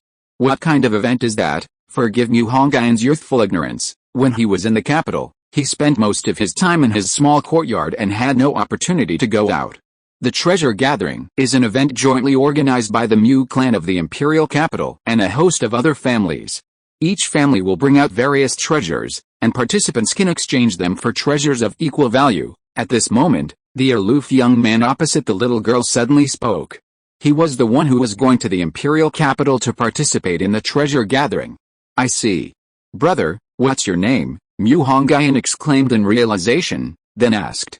"Zuanan Muchan." The aloof handsome man calmly uttered 4 words. "Zuanan." Mu Hongyun didn't seem to care much for those 2 words, but Qi Daochin turned to look at him, and a hint of shock flashed through the little girl's heart. The Zuanan family, a family that had disappeared into the annals of history, yet it had unexpectedly reappeared. "My name is Mu Hongyun," Mu Hongyun said cheerfully. "Are you from the Mu clan?" Zuanan Muchan rarely spoke, asking. Both yes and no. Not the Mu clan of the imperial capital, but the Qinling Mu clan. Mu Hongyun pondered for a moment, then revealed a cruel smile. The Qinling Mu clan? Zuanan Muchan wasn't too surprised. The Qinling clan had been detached from the mortal world for too long, and their information about it was often inaccurate. He wasn't particularly surprised by the addition of the Qinling Mu Clan.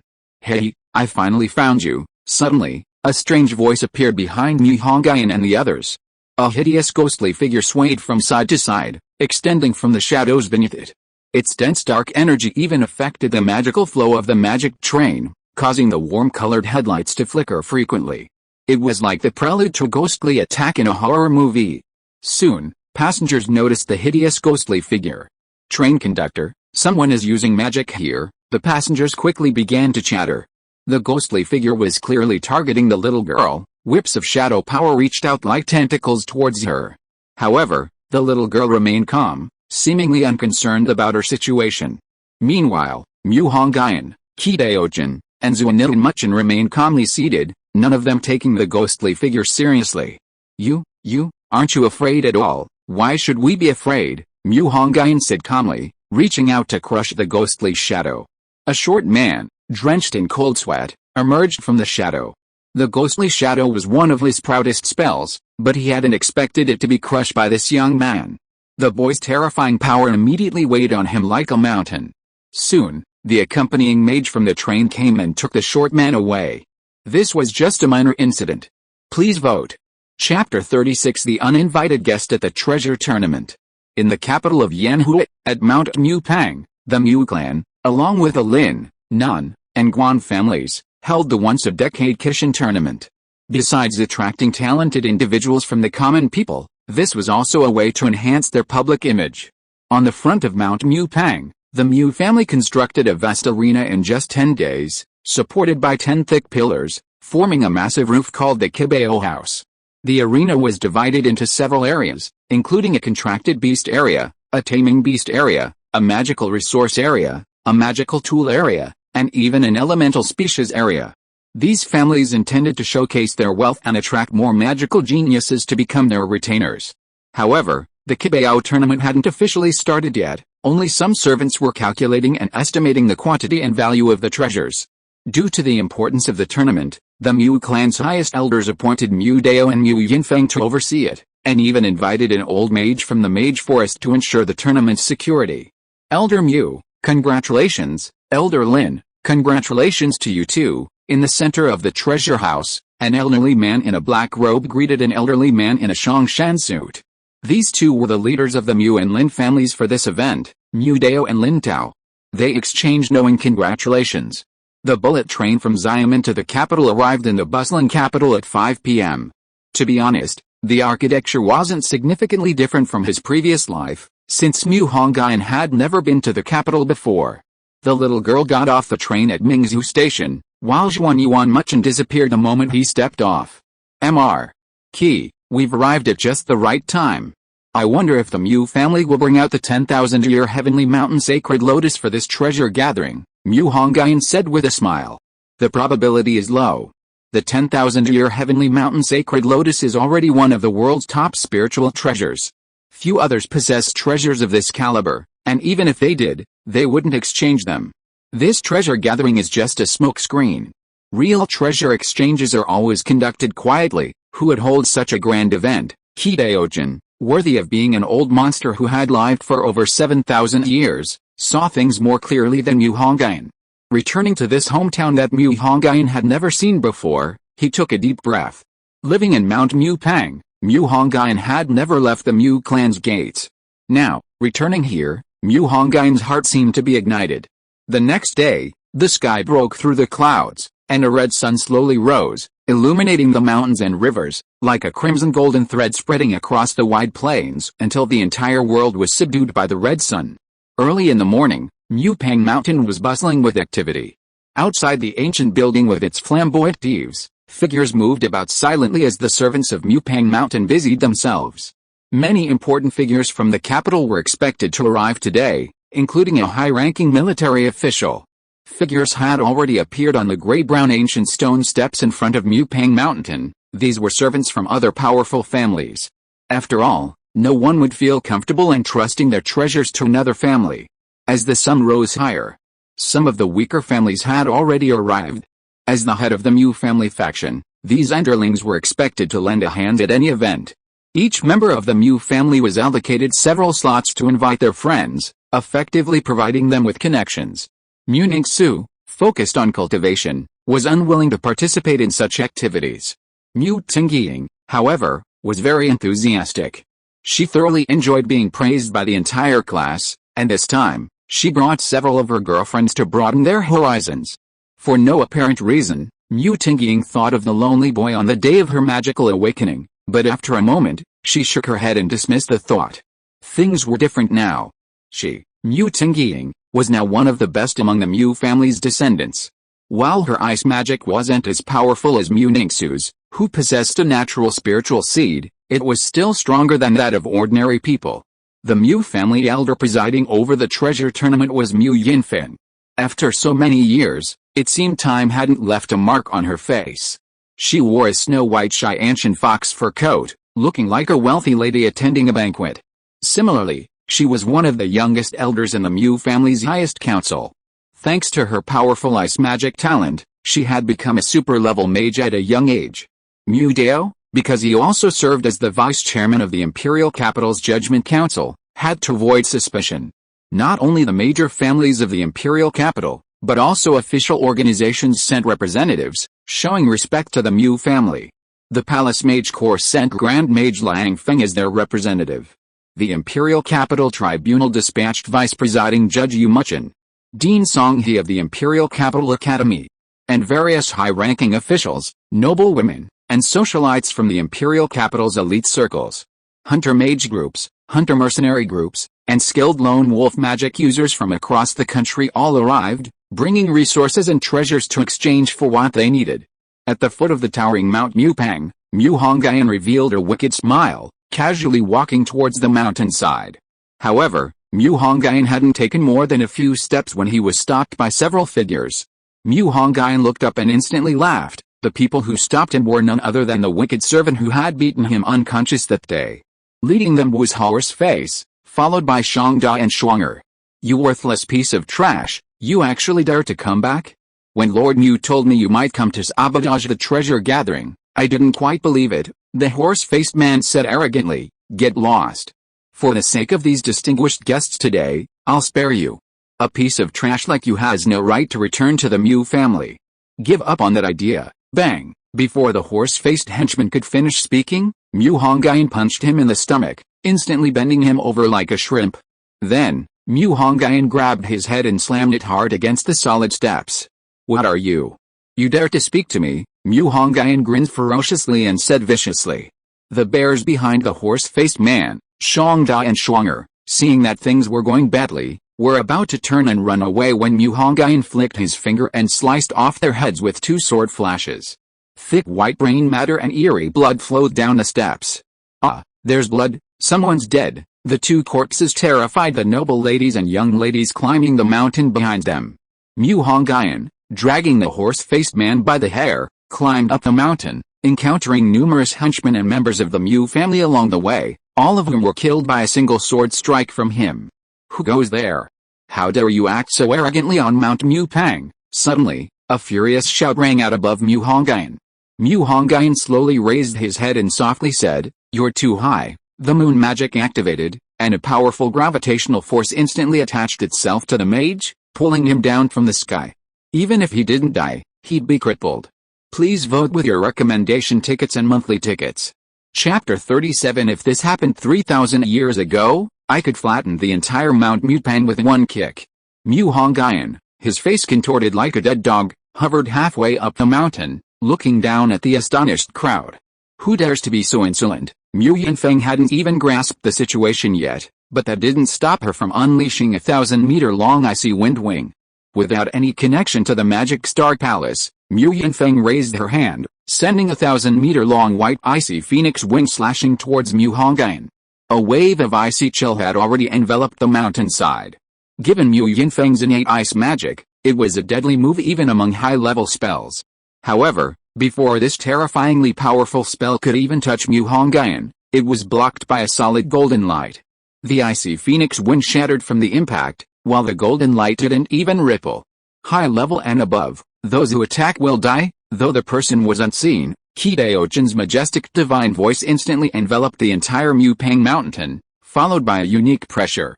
All the powerful figures present, possessing cultivation levels far exceeding the highest, were immediately shocked and terrified, for this oppressive aura belonged exclusively to a monarch-level demon.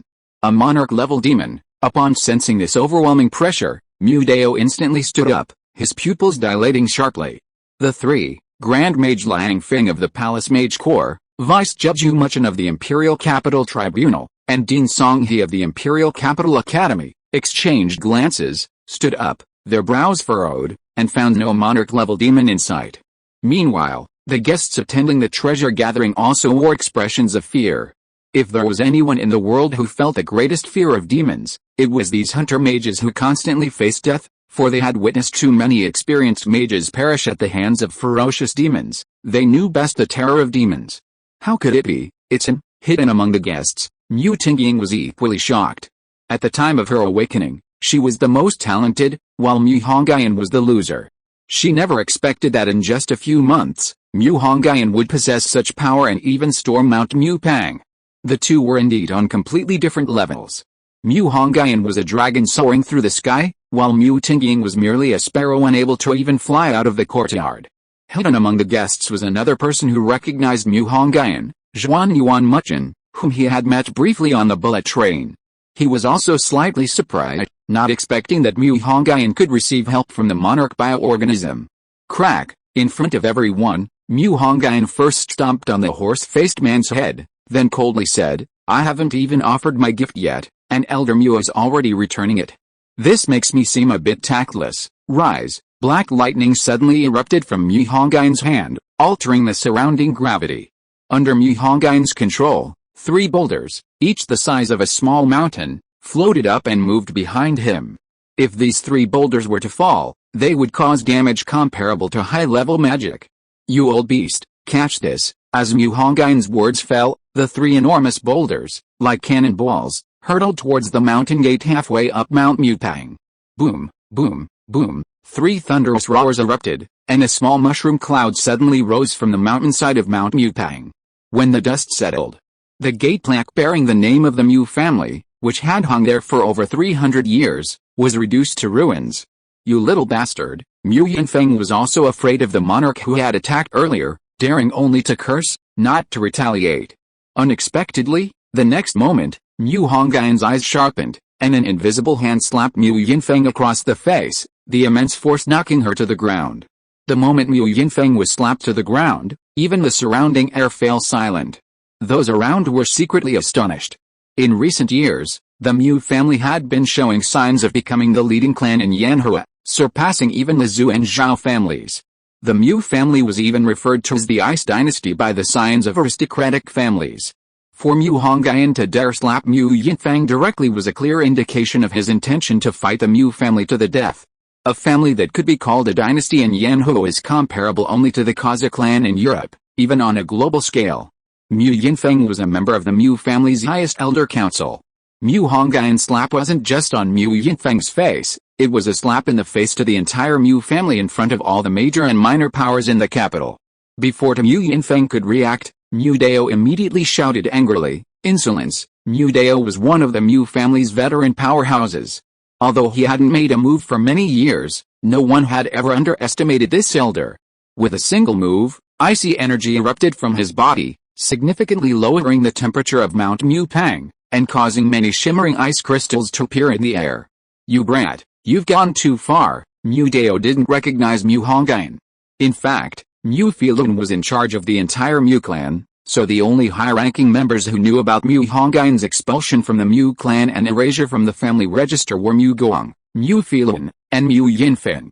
Giant ice peaks, ice crystals swirled like stars, and a phantom of an ancient god over 20 meters tall appeared in the biting wind. The ancient god pounded its chest, and in the silent wind, the sound of its heartbeat could be heard. Mu Dao directly used his ice elemental transcendental power, and 10 ice peaks, comparable to artificial mountains, appeared above his head. Mu Dao's ice elemental strength still surprised the several super-ranked mages present. The Mu family truly lived up to its reputation as an international clan renowned for ice magic. Its mastery of ice magic was undoubtedly the pinnacle of the ice elemental world. Although Mu Dao's talent wasn't as high as Mu Yinfeng's or Mu Filun's within the family, it still ranked among the top 10. However, before Mu Dao could even make a move, he felt an overwhelming pressure, as if the sky were about to collapse. The previously clear sky had suddenly been shrouded in a massive, dark cloud, accompanied by rumbling thunder as it descended. Yu Muchen asked, puzzled, why did this dark cloud suddenly appear out of nowhere? HMPH, Liang Feng sneered, suppressing his anger. What dark cloud? That's clearly a giant foot. Hearing their conversation, Song He quickly turned to look at Liang Feng, his eyes filled with horror, seemingly recognizing the powerful figure approaching. The world shifted between clear and dark, the wind and clouds changing, and a foot, comparable in size to half of Mount Mu Pang, descended from the clouds, its target Mu Dao, who was preparing to attack Mu Hongyun. Mu Dao, who had initially disregarded the elusive ruler, was now filled with regret. This foot, comparable to half the sky, hardly resembled a ruler-level demon. It should at least be a supreme ruler. The difference between a ruler with and without the title supreme was enormous. No one could stop the supreme monarch's kick. Besides, this was the Mu family's own affair, and no one would help them. Bang! This kick shook the entire Mu Pang mountain. The elders in the clan hall also noticed something was wrong and sent their subordinates to investigate. Everyone had witnessed the power of this kick, and almost no one doubted Mu Dao's life or death. Qi Daochin slowly raised his foot, and a large footprint appeared on the mountainside of Mu Pang Mountain. Surprisingly, Mu Dao still had a breath left and was not completely dead. This was the divine power of the number one person below the emperor. I said, those above the high level who make a move will die. Don't you understand what I'm saying? If this were 3,000 years ago, I could flatten the entire Mu Pang Mountain with one kick. Above the sea of clouds, a pair of golden, illusory hands parted the clouds, and above the clouds, a golden, godlike face slowly approached the clouds, emitting a thunderous voice. Mu Hongyun finally understood. How could any powerful figure from that era truly possess a good temper? Mr. Qi's words were extremely domineering, yet, he had the right to be domineering. Instantly, everyone in the capital heard him and looked up at that godlike figure. The supreme monarch, terrifying indeed. Please, esteemed gentlemen, give me more votes. Recommendations, monthly tickets, I'm so worried. Chapter 38 Mr. Qi's True Divine Power. Mu Yinfeng covered her face as she scrambled to her feet. This time, she was smarter and didn't dare utter any harsh words, only glaring at Mu Hongyun with eyes as venomous as a vengeful ghost. That damned little bastard. She should have crippled his limbs and thrown him out of the clan's territory back then. She never expected him to become such a menace. Mu Hongyun gripped his neck with his hands, arrogantly saying, "You old bastard, come and kill me." A cold, eerie blue light flashed in Mu Yinfeng's pupils. A pair of long, silver wings unfurled behind her, covered in pure white ice feathers. Mu Yinfeng's innate ice-type talent, Ice Phoenix. Yun Xing, you go. Although furious, Mu Yinfeng hadn't forgotten Qi Daochin's words, above the high-ranking level, those who lay a hand on someone die. So she called out a name. Yun Xing. This name held little prestige outside the capital, practically no one outside had heard of it. But within Mu Pang Mountain, Yun Sheng's name was legendary. His innate talent was the Cloud Sea, and he was an adopted child of Elder Mu Yinfeng. He successfully entered the high-level realm at the age of 25.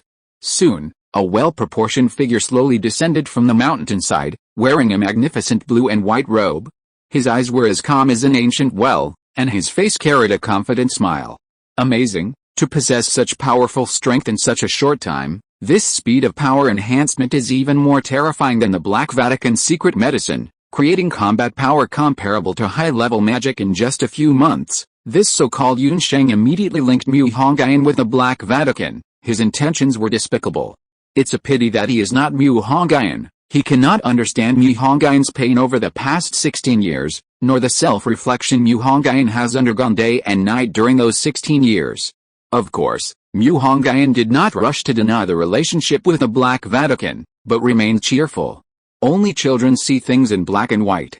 As adults, we should understand that power isn't divided into good and evil, but rather into what we can use and what we can't. Yun Sheng was stunned, about to speak. Mu Hongyun raised his hand, and a powerful repulsive force suddenly erupted, blasting Yun Sheng away. Sorry, you're just a dog of the Mu family. You have no right to speak to me, understand? Yun Sheng was thrown against a rock, his internal organs undoubtedly impacted. Hearing Mu Hongyun's words, he was so angry he coughed up blood. Yu Muchen smiled playfully. This kid is interesting. He reminds me of myself back then. Hearing this, Liang Feng and Song He gave a bitter smile. They couldn't respond to Yu Muchen's words. Yu Muchen's background was similar to Mu Hongyun's. He was born to the head of the Yu family and a servant. Originally, he had no right to awaken magic, but Yu Muchen was ambitious and awakened it on his own at the age of 14. The material for the story that followed was enough to write a fantasy novel. You arrogant little beast, do you think I'm qualified to speak to you? An old mage in a black robe embroidered with the gold thread suddenly appeared before them. He was emaciated, only his eyes gleaming with a sharp light. Beneath his magnificent robes were snow-white bandages. He resembled an old zombie from a tomb, exuding an aura of decay. Sensing the old mage's profound and unwavering aura, everyone was terrified. This was a true master of the highest levels, a legendary semi-forbidden spellcaster. No one recognized this old mage. He might be one of the Mu family's hidden trump cards. Song Li sighed. The Mu family truly lives up to its imperial name. How, the supreme being who terrified everyone only deserved a few cold laughs from Mu Hongyun. He lowered his head, lit a cigarette, and said, "What are you worth, insolence? My seniority is enough to be your ancestor. Do you think you can ride on the head of the Mu family just because you're a monarch? You overestimate monarchs and underestimate the Mu family." The decaying old man's sinister words were like the vengeful ghosts that had wandered in the tomb for thousands of years, hurling a venomous curse at the world. Curse of vengeance, evil spirit blood curse. The decaying old man smiled darkly, holding a ball of gray gas with a bloody aura in his hand. This was the most bizarre curse magic, invisible to the caster and undetectable to the victim. Unfortunately, this old mage was facing not only Mu Hongyun, but also a supreme monarch with 7,000 years of experience. Earth Core Lotus, Kidaochen's voice had just appeared in Mu Hongyun's mind when the decaying old man solidified the ball of gas in his hand into a needle and stabbed it towards Mu Hongyun. In a flash, no one noticed. Fortunately, a golden lotus bloomed beneath Mu Hongyun's feet, its illusory petals like pale gold tassels swirling around, firmly protecting him. The evil blood curse instantly attached itself to the golden lotus's light, the black evil energy seemingly searching for its weakness, like a skilled hunter lurking in the jungle, observing its prey's vulnerability. Before the decaying old man could even smile, the faces of the super-level mages present suddenly turned pale. "It seems you didn't take my words, Kidaochen. Seriously?" A thunderous roar echoed throughout every corner of Mount Mupang. The upper body of the golden-armored giant was hidden above the sea of clouds, his imposing figure even more terrifying than the titans of the western coast of Europe. Kidaochen revealed his true form, and the entire capital saw his massive, imposing figure. Fortunately, he had been restraining his aura, confining it only to the area around Mount Mupang. The earth groans. A massive, terrifying roar of thunder seemed to rip through the clouds, while a tiny spark flickered in the sky like a night star. Song He, experienced and knowledgeable, sensed an unusually oppressive pressure emanating from the sky. He looked up and exclaimed in horror, "Oh no! It's a meteorite." All the high-level mages could no longer hold back. They all rose to their feet. If this meteorite fell, not only would Mount Mupang be destroyed, but at least a quarter of the empire would be annihilated. Thousand blades of annihilation, storm sword technique. Yu Muchen reacted the fastest, suddenly unfurling 6 nimble wind wings behind him, connecting with the azure star palace in the sky as he flew. Storm sword technique, a high-level, third-tier wind magic, possessing powerful shattering, tearing, and obliterating effects. "Wind god, protect me," Yu Muchen murmured, gripping his 40-meter-long gale greatsword and slashing towards the falling meteorite. The solid meteorite was still engulfed in raging flames. The moment the fierce, whirlwind-like greatsword made contact, Yu Muchen felt an immense force on his hand, causing it to split open and bleed profusely. The windmill-like greatsword relentlessly tore at the massive meteorite, ultimately succeeding in shattering a third of its volume. The price was his bloodied hands. Chapter 39 Snow Cloud Heavenly Palace Grand Formation. Grand Mage Liang Feng activated his purple feather wings magical artifact. The amethyst-like feathers were incredibly lifelike, each one containing immense energy. Holy technique, heaven-splitting sword. Liang Feng dared not underestimate the falling meteor. Light elements from within 100 miles instantly converged on his location, the dense light visible to the naked eye, turning the treasure house into a sea of light. The holy light elements, as if guided by angels, flew towards the sky, and everyone's gaze followed this phenomenon. In mid-air, a radiant, palace-like light palace shone brightly, and a scorching angelic light blade was wielded by the tiny Liang Feng. Having reached a higher level, magic was no longer limited to fixed spells connected by stars, but possessed autonomous control. The 50-meter-long divine blade of light erupted with immense energy, blocking the meteor. This was a battle of light and fire. The moment the blade touched the meteor, Liang Feng finally understood why Yu Muchen's hand had split open. This meteorite was incredibly heavy. Ice Phoenix Wing Slash, Cloud Horn Ice Crystal, Snow God's Roar, Mu Yinfeng and the Decaying Old Man unleashed their magic. Behind Mu Yinfeng appeared a silver phoenix illusion about 100 meters long, her innate talent. The icy silver phoenix crossed its wings and then swung them out fiercely, sending an X-shaped pure white ice blade flying into the sky. In the airspace where the ice blade swept, chilling snowflakes silently fell. Finally, with the power of the 4 super-rank mages, they managed to dissipate the meteorite, leaving small stones scattered around Mount Mupang. Victory, someone suddenly shouted, and the remaining mage civilians cheered instantly. In the battle between mages and demons, they naturally supported the mages. The golden-faced figure on the sea of clouds sneered, just blocking one meteorite? Do you really think you've won, just one? What if another one comes? Mr. Qi said disdainfully, his thunderous voice echoing through the clouds. A second meteor, gleaming with an eerie red light, appeared in the sky, larger and faster than the first. This meteor arrived so quickly that the 4 high-level mages were so captivated by the first one that they overlooked the second. Soon, the meteor, larger than the entire Mount Mupang, was about to strike, and Mount Mupang would undoubtedly be destroyed. Snow Cloud Heavenly Palace Grand Array, activate, an ancient voice suddenly rang out from the mountain top. Then, visible to the naked eye, countless blue-white magic arrays appeared on the peaks, valleys, and other nodes of Mount Mupang. These arrays, like the gears of a giant machine, eventually formed a massive magic array. The people on the front of Mount Mupang watched in disbelief as a circular magic array appeared above their heads, like a palace roof, rustling through the forests and vegetation, and a chilling aura enveloped the entire Mount Mupang like a cloud of mist. High up in the capital, some noticed that even though it wasn't yet the dead of winter, Mount Mupang was already covered in a blanket of snow. That's Mount Mupang. There's been a lot of noise coming from Mount Mupang just now. I wonder what happened. I saw people from the Judgment Council and the Magic Association rushing over there. Could something have happened? So what if something did happen? Even if the sky falls, the tall ones hold it up. We common folk should worry about our own businesses. Mount Mupang was completely shrouded in snow and mist, and a magical barrier had been erected around it, making entry and exit impossible. The clouds and mist within Mount Mupang flowed like the body of a living behemoth. The ethereal, dynamic clouds eventually flowed down from the mountain top, and those on the mountainside couldn't see the magnificent, snow-white celestial city that appeared above the peaks. As the ancients said, the jade capital in the heavens, 12 towers and 5 cities. Although no one has ever seen the legendary Jade Palace, this ethereal celestial palace perched atop Mount Mupang is its very embodiment. Majestic palaces, mystical and ethereal ancient buildings, and imposing city walls.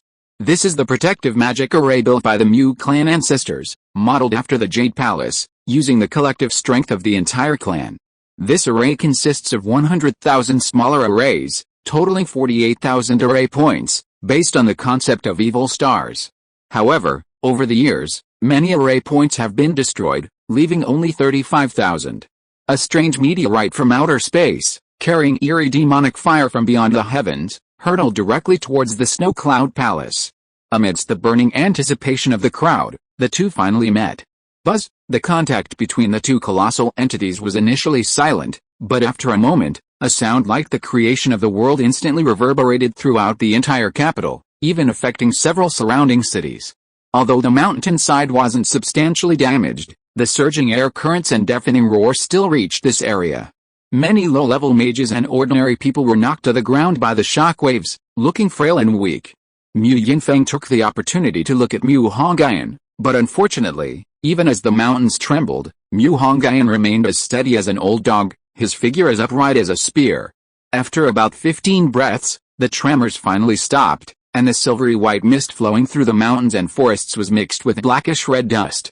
The Snow Cloud Heavenly Palace, as expected of a forbidden spell level formation, actually withstood this demonic technique comparable to a forbidden spell, Destruction Meteor. Mu Hongyun, do you think you can bully my Mu family with just a monarch level demon? Now that the Snow Cloud Heavenly Palace formation is activated, even a supreme monarch will be killed for you to see. The person walking in midair was none other than Mu Qinling, the Grand Steward of the Mu Clan, Mu Yanfeng's elder brother, and an elder of the highest council of elders. You old beast, you've finally decided to crawl out of the garbage heap. Mu Hongyun's face was filled with a malicious smile. Mu Hongyun, you didn't awaken your magical talent, yet your family didn't exterminate you. Instead, they arranged for you to live out your old age in the Mu family of Bo City. Isn't that more than enough? Is this your way of repaying your family? Mu Qinling said righteously. Family? For over 10 years, you treated me like one of your own, allowing me to be humiliated by your servants at will, placing me at their table during banquets, and even when I left, these lowly slaves took what my parents left me. Hearing Mu Qinling's words, Mu Hongyun couldn't help but want to laugh. Enough talk, you old bastard.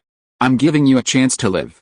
Contribute the Mu family's collection of the 10,000-year Heavenly Mountain Sacred Lotus, and I might consider sparing the Mu family's life, Mu Hongyun said with a wicked smile. Truly stubborn and incorrigible, still indulging in wishful thinking even on the verge of death, Mu Qinling said coldly, Sister, you, the Grand Secretary, and I will deal with this monarch together.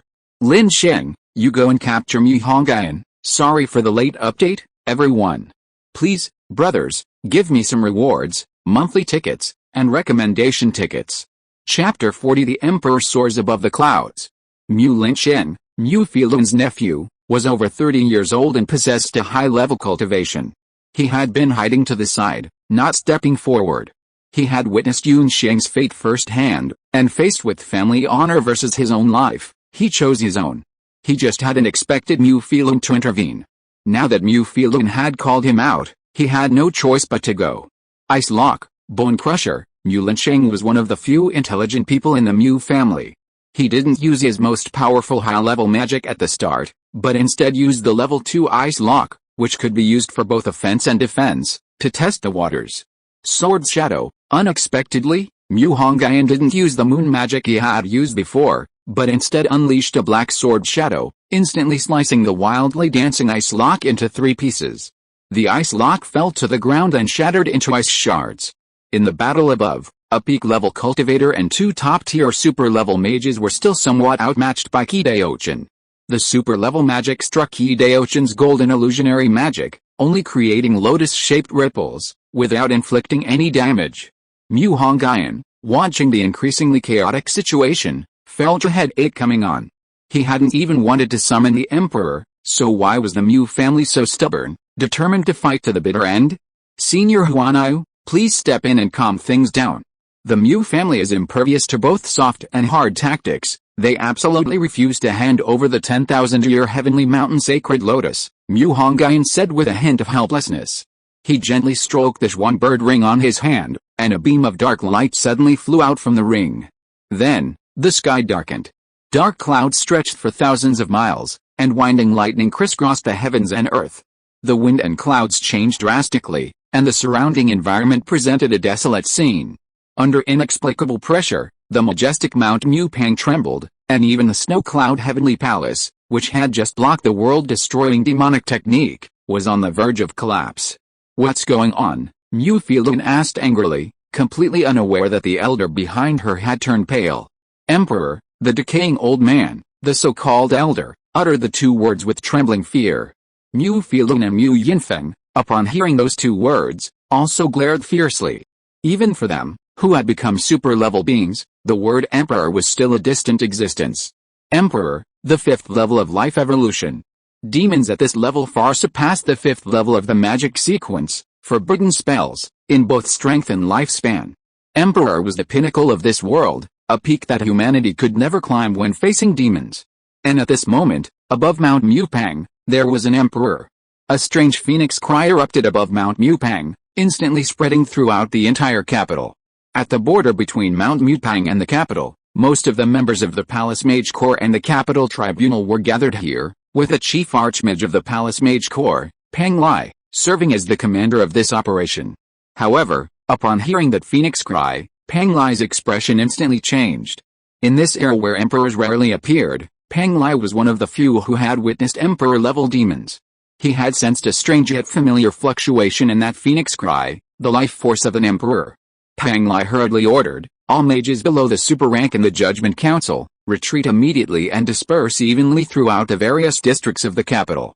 As for super rank mages, stay here and await immediate orders. After issuing the order, Peng Lai took out a small black box, a secret communicator that could only contact one person. The person Peng Lai wanted to contact was Yakishu, the commander of the Central Military Region. "Hello, teacher, that strange emperor." Indeed, the dignified commander of the Central Military Region was also Peng Lai's disciple. "This is what I want to tell you. This emperor seems to have appeared out of nowhere. Its aura is overwhelming. It doesn't seem like a newly born emperor. I suspect an ancient emperor has awakened," Peng Lai said solemnly. "That emperor didn't do anything outrageous, did it?" Yakishu asked from the other side. Peng Lai looked up at Mount Mupang, shrouded in dark clouds. Even with the clouds obscuring it, he could still see the dark figure through the gaps in the clouds, like a mystical sky continent. "No, it's been hovering above Mount Mupang. I wonder what it's up to," Peng Lai said uncertainly. "Mount Mupang? Was that emperor the work of the Mu family?" the voice on the other end of the communicator asked doubtfully. "Not necessarily. The Mu family has even activated the mountain protecting magic array. Even if there's a connection, it's a bad one. The emperor's power is terrifying. This scene today will leave an indelible shadow in the hearts of countless people." A massive, thick claw, comparable in size to Mount Mupang, emerged from the clouds. The snow cloud heavenly palace, which had just defended against the world-destroying meteor, was nothing compared to this giant claw. Soon, golden lightning, representing a restriction, appeared on the surface of the snow cloud heavenly palace. The lightning strikes left no mark on the surface of the mountain claw. With just a slight exertion, the snow cloud palace shattered like delicate glass. Bang! The sky seemed to explode with a giant firework. The pure and holy snow cloud palace, before such terrifying power, became a joke that lasted only 5 seconds. An emperor stood atop Mount Mupang, and the elders in the clan hall could no longer remain hidden, appearing one after another. At the same time, Mu Hongyun's former grandfather, the old patriarch of the Mu clan, Mu Gong, also appeared halfway up the front mountain. In truth, Mu Gong and Mu Hongyun hadn't met many times, so even with Mu Gong standing before him, he didn't recognize him as his grandfather. Mu Gong, however, recognized Mu Hongyun immediately, simply because Mu Hongyun looked remarkably like his third son. But was this emperor truly an accomplice found by his grandson? At this moment, a pang of regret rose in Mu Gong's heart. If Mu Hongyun were still a member of the Mu family, the Mu family would have gained an additional emperor-level and supreme monarch-level warrior. Unfortunately, what's done is done, and regret was useless. He had to figure out how to deal with this emperor. Mu Gong strode forward and said in a deep voice, "State your conditions." Mu Gong was a smart man. He knew that even with the entire clan's strength, they might not be able to defeat an emperor. He'd better be honest and offer a hefty price. Mu Hongyun chuckled, looking at the old man in the dark blue robe before him, and said, "The Mu family has finally produced a smart person. I have a suggestion for you. In the future, don't let fools like Mu Filun and Mu Yinfeng manage the Mu family's affairs. Just state your conditions," Mu Gong said coldly.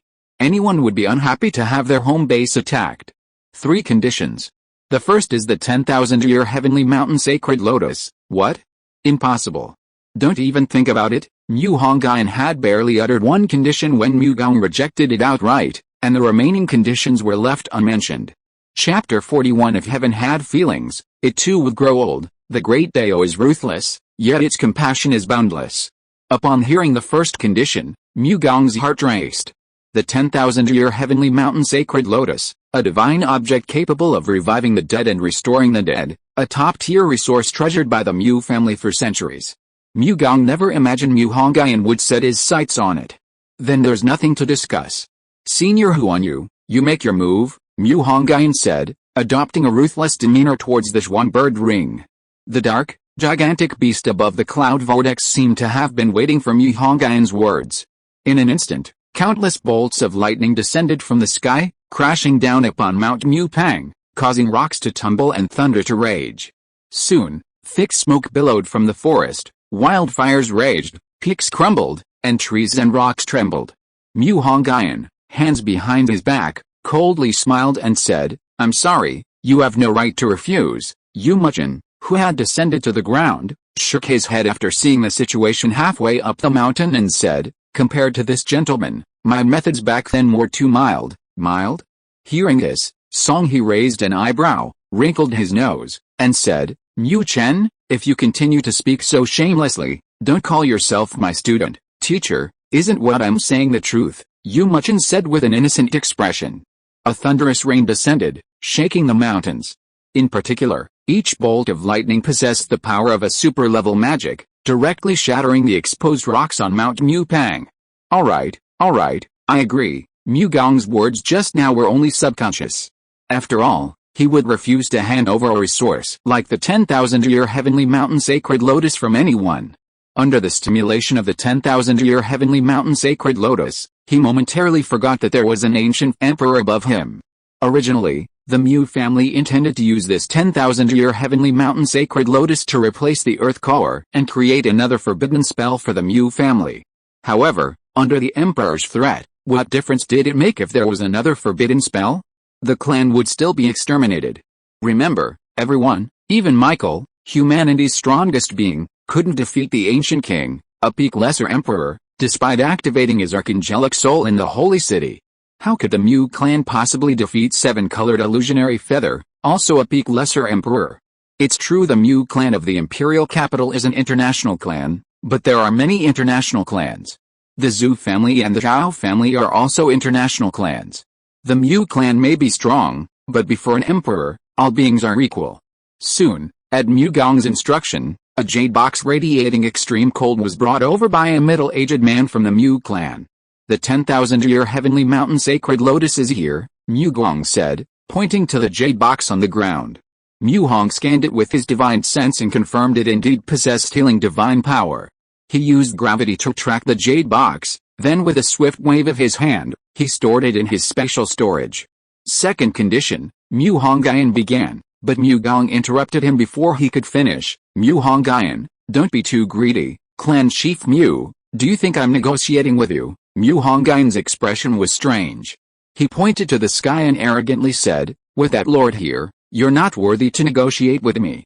Hearing Mu Hongyun's words, Mu Gong's face instantly darkened. Anyone would be furious to be told they weren't worthy by their grandson. However, this grandson was telling the truth. If the Mu family didn't want to be wiped out, they had no choice but to agree to his conditions. "Speak," Mu Gong said sullenly, his face dark. "Return the property my parents left me," Mu Hongyun said calmly. "Huh? What?" Mu Gong had prepared himself for a hefty price to pay, but Mu Hongyun had made such a simple condition. Mu Hongyun's parents hadn't left him any valuable property, just clothes, photos, and toys. Mu Hongyun's condition was practically free. Just as Mu Gong was about to have someone bring over Mu Hongyun's parents' property, Mu Filun landed beside him with a bitter expression. Looking at Mu Filun's ashen face, Mu Gong casually asked, "What's wrong?" Mu Filun leaned closer and whispered, "The day after Mu Hongyun was expelled from the clan territory, his house caught fire, and everything, it was all burned to the ground." Sweat poured down Mu Filun's forehead as she spoke. "What?" Mu Gong's dark face froze instantly. The second condition, which was originally easy to fulfill, was now completely unsolvable. Mu Gong didn't believe a fire could really happen. He gritted his teeth and said, "Which idiot did it?" Someone said they saw the servants assigned to Lu Keqing on the day of the fire. Mu Filun's voice was barely audible, because this Lu Keqing was someone who had a grudge against Mu Hongyun. The two spoke softly, but Mu Hongyun still heard them. The foundation establishment stage involved strengthening the human body, including the five senses, limbs, internal organs, and viscera. If you can't give it, exchange it with treasures of equal value. Mu Hongyun grinned, not succumbing to rage at hearing his parents' belongings had been burned. There's a saying, the dead are easier to use than the living. This applied here as well. What's gone is more useful than what still exists. Mu Gong stared intently at Mu Filun. If he remembered correctly, Mu Filun had an affair with that woman surnamed Lu.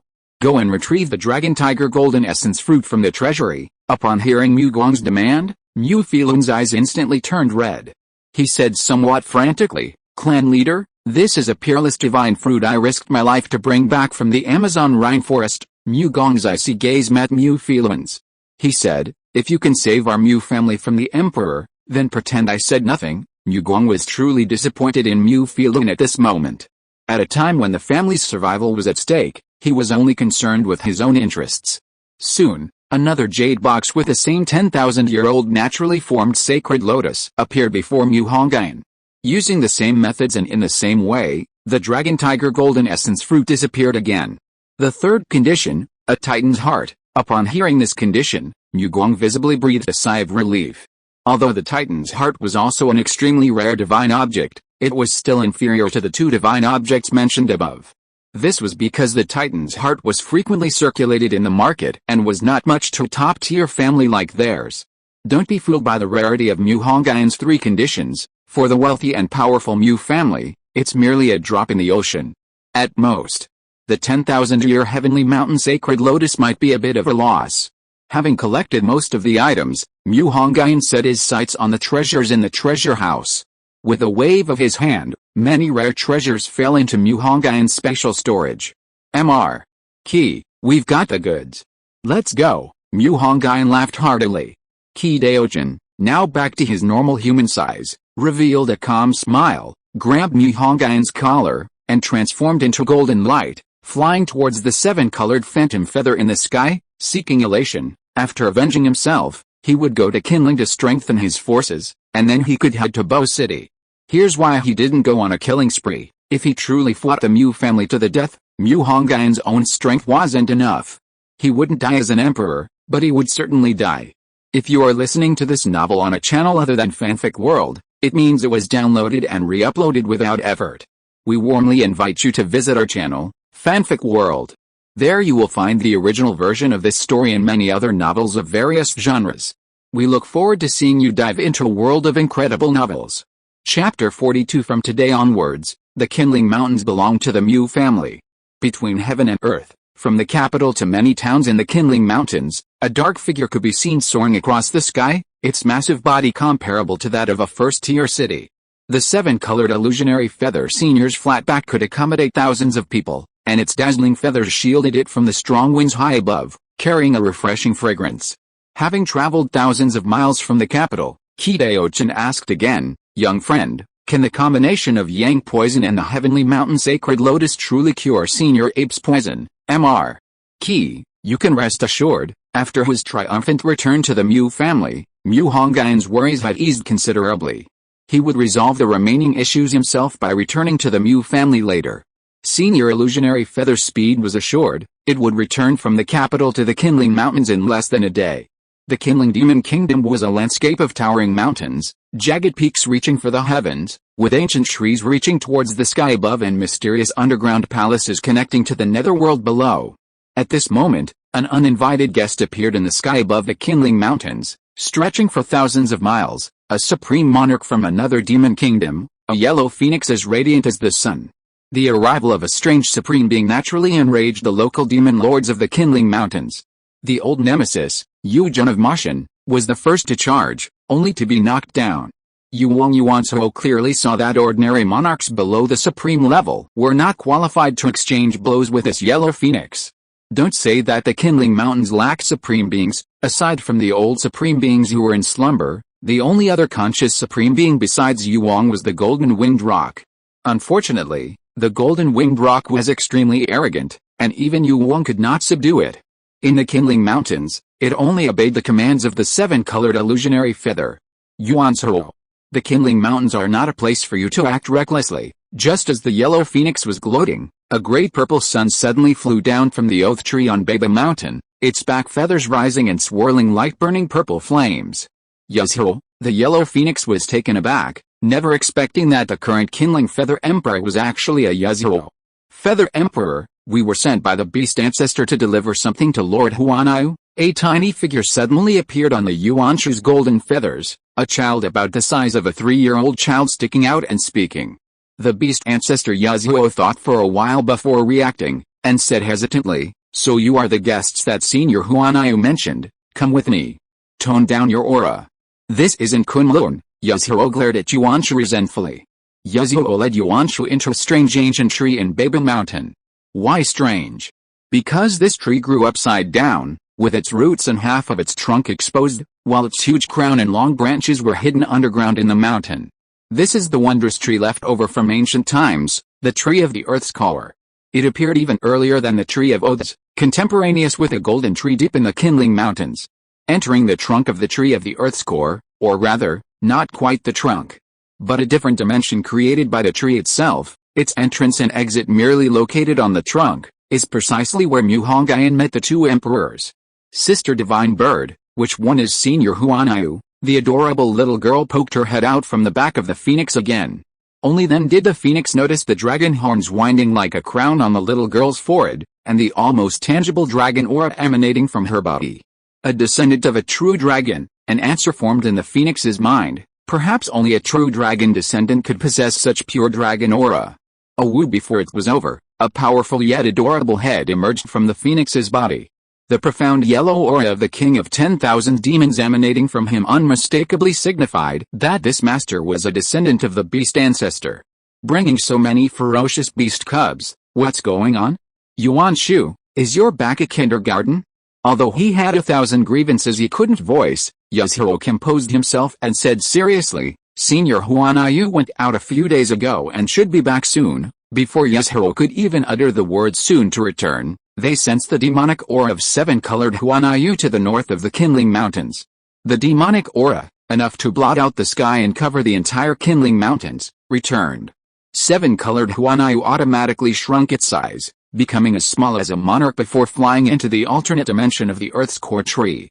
Senior Huanayu, Yasuo and Yuanshu shouted in unison as soon as 7-colored Huanayu entered the alternate dimension. For their 5-colored phoenix totem, 7-colored Huanayu is their ancestor. Yuanshu, 7-colored illusion feather was equally surprised to see Yuanshu. She had thought that only the phoenix was left in the 5-colored phoenix totem chart. Before illusion feather could ask, Yuanshu automatically spat out more a bubble composed of mysterious power, with a mysterious golden liquid faintly visible within. Senior illusion feather, this is the root poison of the 10-headed fiery sun serpent that the beast ancestor found for you. It absolutely meets your requirements. Illusion feather didn't examine it, but instead looked intently at the tiny, dust-like Mu Hongyun and said, Human, what do you think, human? Yuanshu was stunned for a moment when it saw Mu Hongyun appear. What did this mean? Did Senior Illusion Feather cooperate with a human? However, Yuanshu quickly realized something was wrong. This human had no magical aura whatsoever, yet its blood and ki were incredibly powerful. Interesting. Senior, what's going on? Yuanshu asked curiously. 7-colored illusionary feather shook her head and said, let's see first, why did you bring 2 little ones along? With 7-colored illusionary feather's perception, she instantly sensed the aura emanating from the Yuanshu's back, a rich dragon aura and a noble, domineering imperial aura that couldn't be concealed. It was the Fox Emperor's order to bring these 2 little ones along this time, saying that there's an opportunity for them in the Qinling Mountains. It was clear that the Yuanshu's cultural level wasn't high. She was almost stumped by the word opportunity. Fox Emperor, has that guy's power of destiny improved again? 7-colored illusionary feather was an old friend of the Fox Emperor and the Beast Ancestor, so she naturally knew their abilities. However, when it came to the opportunity for the 2 of them in the Qinling Mountains, 7-colored illusionary feather inexplicably turned her gaze to Mu Hongyun. If, as he said, he could cure the old ape, calling it an opportunity wouldn't be an exaggeration. At this moment, Mu Hongyun used gravity to draw out the Emperor's poison from the bubble. After a moment, he said with a joyful expression, the snake's yin poison, combined with its yang poison, is simply perfect. The noise of the crowd also woke up the sleeping old ape. 2 hazy, moon-like pupils appeared, and its majestic, mountain-like figure instantly startled the little dragon girl and the little tiger. Senior ape, are you ready? The old ape was stunned for a moment, then remembered that when it woke up last time, Mu Hongyun said that it still had a chance of being cured. It hadn't taken it to heart and had fallen into deep sleep. It didn't expect that when it woke up again, Mu Hongyun and the 7-colored illusionary feather had already prepared everything. Chapter 43. From today onwards, the Qinling Mountains belong to the Mu family. You really, The old ape was somewhat incredulous. Could the poison that had plagued him for 1,000 years really be cured? Mu Hongyun waved his hand, and the jade box containing the 10,000-year-old heavenly mountain sacred lotus appeared before him.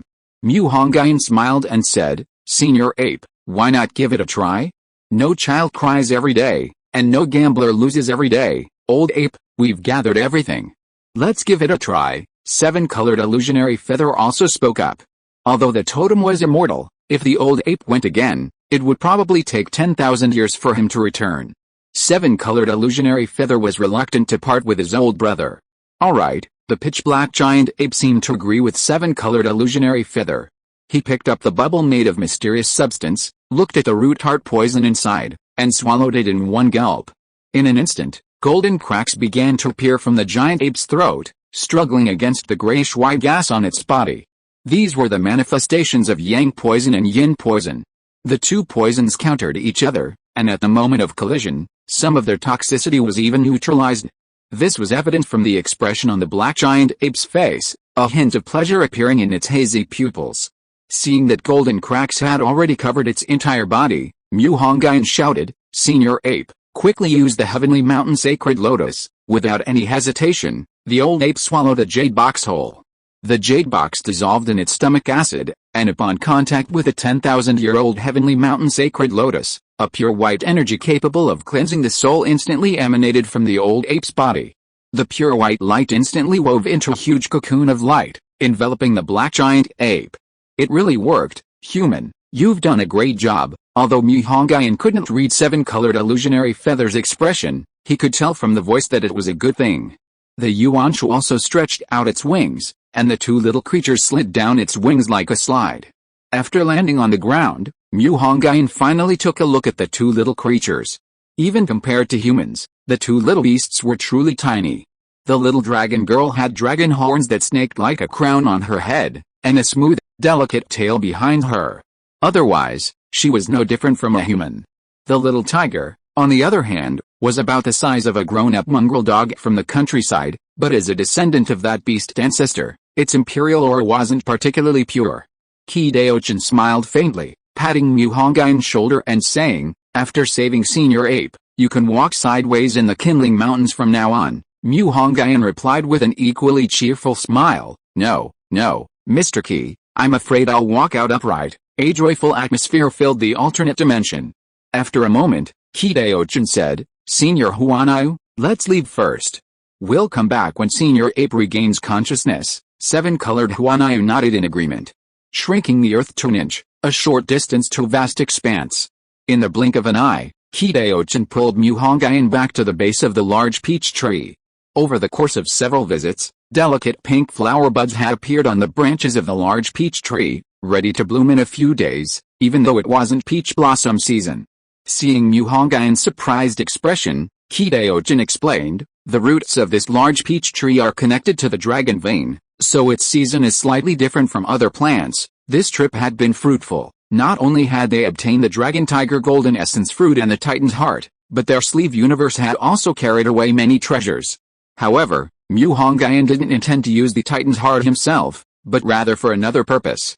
Fortunately, Mu Hongyun had already activated his medical supernatural abilities, allowing him to use spiritual energy to analyze the fruit's structure and determine the dragon tiger golden essence fruit's effects. He learned that the dragon tiger golden essence fruit had the effect of strengthening the body and could even enhance the bloodline of a true dragon and the physique of a tiger king. Mu Hongyun was overjoyed, intending to use the fruit to refine a first-stage dragon tiger golden elixir to learn the mountain-carrying divine power and begin his body-refining journey. Mr. Qi, I need to cultivate for several days. If I don't come out, there's no need to look for me. Mu Hongyun leaped onto his horse, leaving behind these words, and then disappeared into a stone house. The dragon tiger golden essence fruit was the main ingredient. The other auxiliary ingredients could be replaced with other resources. He summoned a magical furnace with a flick of his fingers, and a great fire blazed within. Mu Hongyun first refined 2 batches of pills to test his luck, then steeled his resolve and threw the dragon tiger golden essence fruit inside, beginning the most nerve-wracking pill refining experience of the day. 5 days later, the light cocoon surrounding the pitch-black ancient ape still emitted light, One could even hear a heartbeat like a wardroom if they were close to the cocoon. Inside the stone house, a bright light flashed. It was the gleam in Mu Hongyun's eyes. He deactivated the magical furnace, and a pale golden pill appeared in his hand, engraved with dragon and tiger patterns, its fragrance wafting in the air. As the saying goes, one should strike while the iron is hot, but the second will be weaker, and the third will be exhausted. Today, the golden pill is successfully refined. It is time for me to begin my body refining journey. Swallowing a single dose of the Dragon Tiger Golden Elixir, golden light shone from his abdomen. Ignoring everything else, Mu Hongyun focused intently on his cultivation. 5 days later, the golden elixir was refined, and the mountain carrying technique was completed. Among the 72 earthly fiend techniques, giant strength and mountain carrying are body refining divine abilities. Giant strength is external force, while mountain carrying is internal force. The combination of the two can create an indestructible land-based warrior. Currently, the mountain carrying technique has only unlocked 4 levels. Mountain carrying, dragon marrow and tiger bone, golden branches and jade leaves, azure heaven tyrant blood, ancient sacred body. Dragon marrow and tiger bone, along with the dragon and tiger dual strength, internally cultivate the dragon and tiger profound intent. Upon completion, a layer of dragon and tiger heavenly gang can cover the body, protecting internal tissues. Mu Hongyun slowly stood up. The sounds of tiger and leopard thunder and dragon and tiger roared together. Mu Hongyun's power had greatly increased again. Previously, he could destroy a servant-level demon with a single punch. Now, he could probably destroy a minor general. Furthermore, the first level of the mountain-carrying divine power also carries a body-refining technique called the Dragon Tiger True Scripture. The Dragon Tiger True Scripture can absorb the bloodlines of dragons and tigers to enhance power. Simply put, Mu Hongyun has activated the Dragon Marrow and Tiger Bone progress bar, currently at 0%. The Dragon Tiger True Scripture is what can increase this progress bar. Once it reaches 100%, the Dragon Tiger True Scripture will be considered complete. Boom! The stone house suddenly exploded, kicking up a huge cloud of dust, revealing the mighty Mu Hongyun inside. This startled little dragon girl, little tiger, and Meng Lan, who were playing outside. You broke through. Fine, but why did you demolish my stone house? Mr. Qi said, his forehead creased with numerous thumbnails. Sorry, I couldn't handle the power for a moment, it was just too exhilarating. Mu Hongyun scratched his head sheepishly. He now seemed even more sunny than before he went to the Mu family. Upon seeing Mu Hongyun, Xia Longnu exclaimed in terror, "It's a human." The little tiger fiercely stepped in front of Xia Longnu, saying, "Don't be afraid, I'll protect you." The two cubs spoke in a demonic language that Mu Hongyun couldn't understand. Meng Lan, with a bamboo stick in his mouth, said, "What's there to be afraid of? He's not like my little brother." Perhaps blessed by the god of language, Meng Lan could understand any language and make any creature understand him. Just then, a suffocating aura, like an ocean, suddenly emanated from the direction of Baby Mountain. Mr. Qi asked, "What day is it today?" requesting monthly tickets and recommendation votes. I'll be going to follow the main storyline soon. Chapter 44. From today onwards, the Qinling Mountains belong to the Mu family. As soon as Mu Hongyun emerged from seclusion, Senior Ape also broke free from his cocoon, his internal poison wounds healed, and he regained his former vitality. Baby Mountain, the most mystical place in the Qinling Mountains, is home to several extraordinary trees of heaven and earth. At the entrance to an alternate dimension atop the 1,000-meter tall tree of the Earth's core, a gigantic hand, large enough to blot out the sky, suddenly emerged, followed by arms as thick as mountain ranges.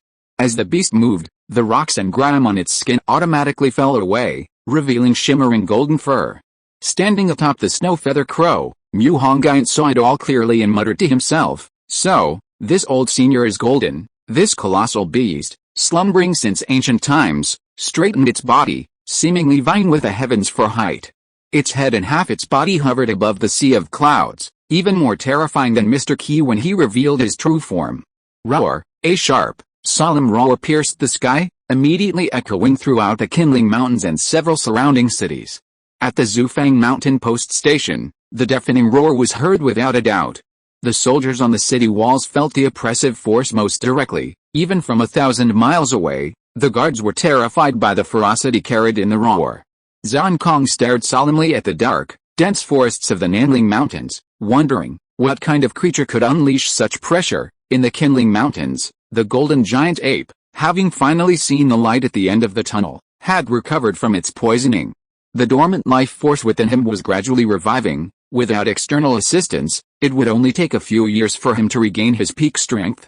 After venting its anger, the golden giant ape noticed Mu Hongyun and the others in the distance, naturally shrinking its size to the size of a mountain peak. Little Mu, to thank Mu Hongyun, the golden ape emperor specifically inquired about Mu Hongyun's name. The golden ape emperor revealed a seemingly simple yet ferocious smile, saying, "Little Mu, from now on, I'll protect you in Qinling. Once I recover to my peak, you can roam freely across the land." Mu Hongyun was shocked, utterly shocked.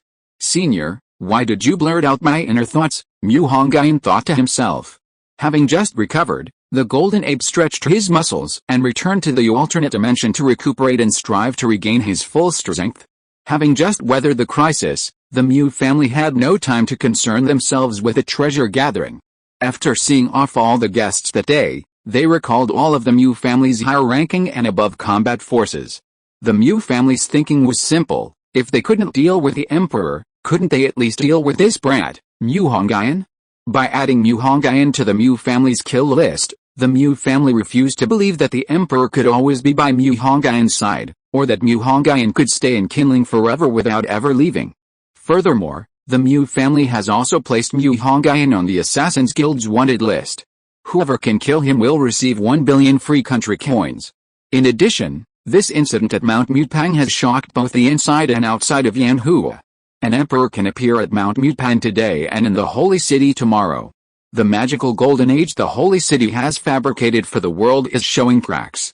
In an instant, the word emperor appeared in the minds of the world's major families, like an unshakable dark cloud. In the boys' dormitory of Qianlin Magic High School in Bo City, Zhang Xiaohao returned from washing up to find Mo Fan still meditating on his bed. After acquiring the Azure Dragon meditation technique, Mo Fan's magical cultivation had improved significantly, and even the cultivation of his previously neglected fire-type concubine had increased. "Brother Fan, do you know what big things have happened in the capital?" Xiaohao, still wet from his shower, plopped down on Mo Fan's bed. "It's just that a mysterious demon appeared in the capital. It's all over the internet. Your brother Fan isn't some caveman who doesn't know how to use the internet," Mo Fan said casually. "Huh? Who plays with primordial spirits?" The fat man lying on the bed opposite Mo Fan suddenly woke up from his sleep. "Go back to sleep, okay?" Zhang Xiaohao finished talking to the fat man, then said hopefully, "Brother Fan, aren't you curious about what kind of demon it is?" Mo Fan ended his meditation, looked into Zhang Xiaohao's eyes and said, "Curious is curious, but what's the use, Brother Fan? The little princess is also in the capital. Might she have seen that demon? Just ask her." "I dare not." Zhang Xiaohao chuckled a few times and climbed into his own bed. Back on his bed, Mo Fan glanced down at the little mudfish on his neck, then sat cross-legged and resumed his meditation. In the blink of an eye, 2 months had passed. There was no heavy snow in the south, and even in the Qinling Mountains, only a thin layer of snow had fallen, not enough to cover the desolate and barren landscape of the Qinling Mountains. Meng Lan's travel skills were refreshed once again. She shouldered a full load of supplies and set off to explore the world. Meanwhile, Mu Hongyun learned the story of Little Tiger and Little Dragon Girl. Don't let Little Tiger's small size fool you. She's actually over 1,000 years old. She's a direct descendant of the Kunlun ancestral tiger and the Heavenly Ridge White Tiger, possessing the bloodlines of the 2 strongest tiger-type demons in the world. The beast ancestor had high hopes for Little Tiger, but the 2 bloodlines were evenly matched within her, hindering her evolutionary potential and keeping her small size. Little Dragon Girl, on the other hand, was born from the dragon pearl of an ancient totem leader. She possessed the innate soul of a dragon, but failed to awaken her true dragon body. If things went as expected, Little Dragon Girl would likely be the last true dragon in the world. As Mu Hongyun listened to Mr. Qi's story, the Fox Emperor, one of the Kunlun overlords, realized that the 2 little ones needed to solve their problem in the Qinling Mountains and had Yuan should deliver it along the way. Fox Emperor? Isn't the demon emperor of the Kunlun Demon Kingdom the Kunlun ancestral tiger? Mu Hongyun had learned about the various demon kingdoms from his conversations with Mr. Qi these past few days. Qi Daochin smiled. The beast ancestor is the publicly acknowledged king of all demons. Fox Emperor, when you're strong enough, you should personally visit the Qinling Demon Kingdom, two bloodlines locked in a stalemate. That's easy to handle, Mu Hongyun said. Qi Daochen's expression was somewhat strange. He raised his teacup, frowning, and said, "You have a way, don't tell me, it's that simple. What could possibly cause two kingdoms to unite in a battle?" Mu Hongyun laughed. "An external force stronger than either of them," Mr. Qi said, understanding immediately. "That's right. As the saying goes, dragons and tigers fight. Leave the little tiger at the dragon vein for 30 to 50 years, and its bloodline will naturally merge into one," Mu Hongyun said, shaking his head. "What about little dragon girl? The same method as little tiger?" "Don't ask me why, it's too complicated, I don't want to explain." Mu Hongyun was a little tired. Sure enough, 7,000 years of experience is not omnipotent. Even Mr. Qi has knowledge he doesn't understand. Chapter 45 The Great Fortune Gu. The Qinling Mountains were draped in a silver veil of snow, a sight that, when viewed from above, resembled a landscape painting composed of silver, black, and cyan hues. 5 kilometers from the ancient peach tree in the sinkhole lay a bright, clear pool. Mu Hongyun had built a small wooden house beside it. Staying with Mr. Qi all the time wasn't a long-term solution, so he decided to become Mr. Qi's neighbor. The pool was crystal clear, and at its deepest point was a hole 2 meters in diameter. Mu Hongyun scanned it vertically with his divine sense, but couldn't reach the bottom. Keep in mind, Mu Hongyun's divine sense could easily extend 20 kilometers. At this time of year, a thin layer of ice covered the pool, and it wasn't completely frozen. Above the center of the pool, a robust figure hovered in midair. Suddenly, the door of Mu Hongyun's wooden house opened, and the delicate-faced little dragon girl emerged, rubbing her sleepy eyes.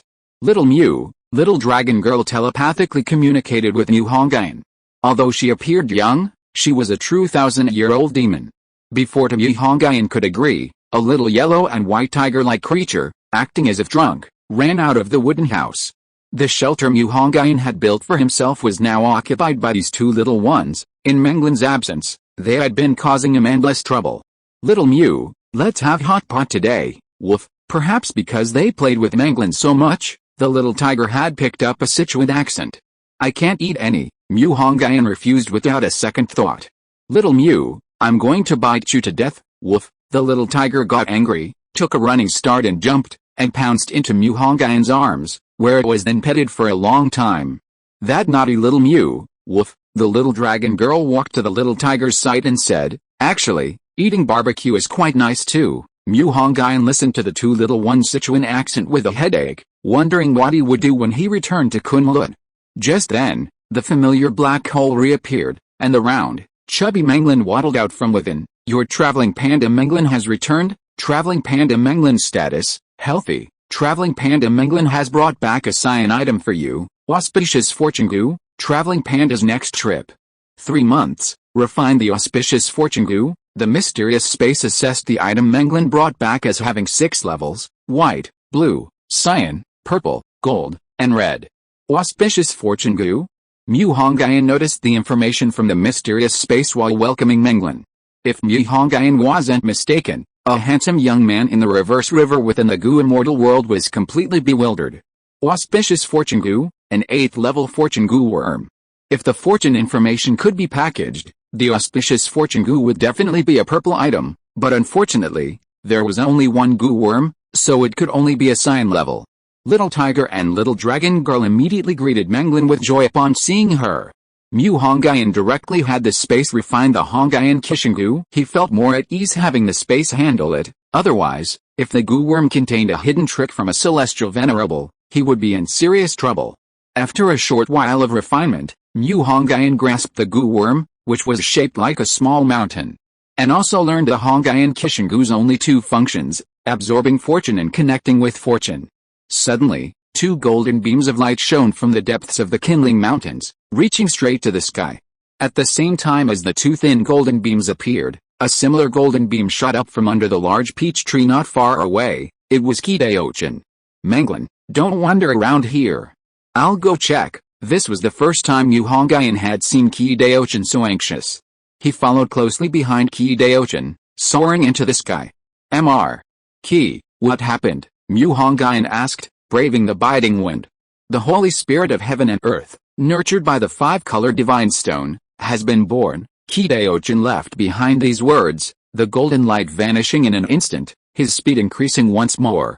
Oh my god, Mr. Qi, wait for me. Mu Hongyun circulated his spiritual energy to its fullest extent, but unexpectedly, several unintelligent and brutal winged demons suddenly blocked his path.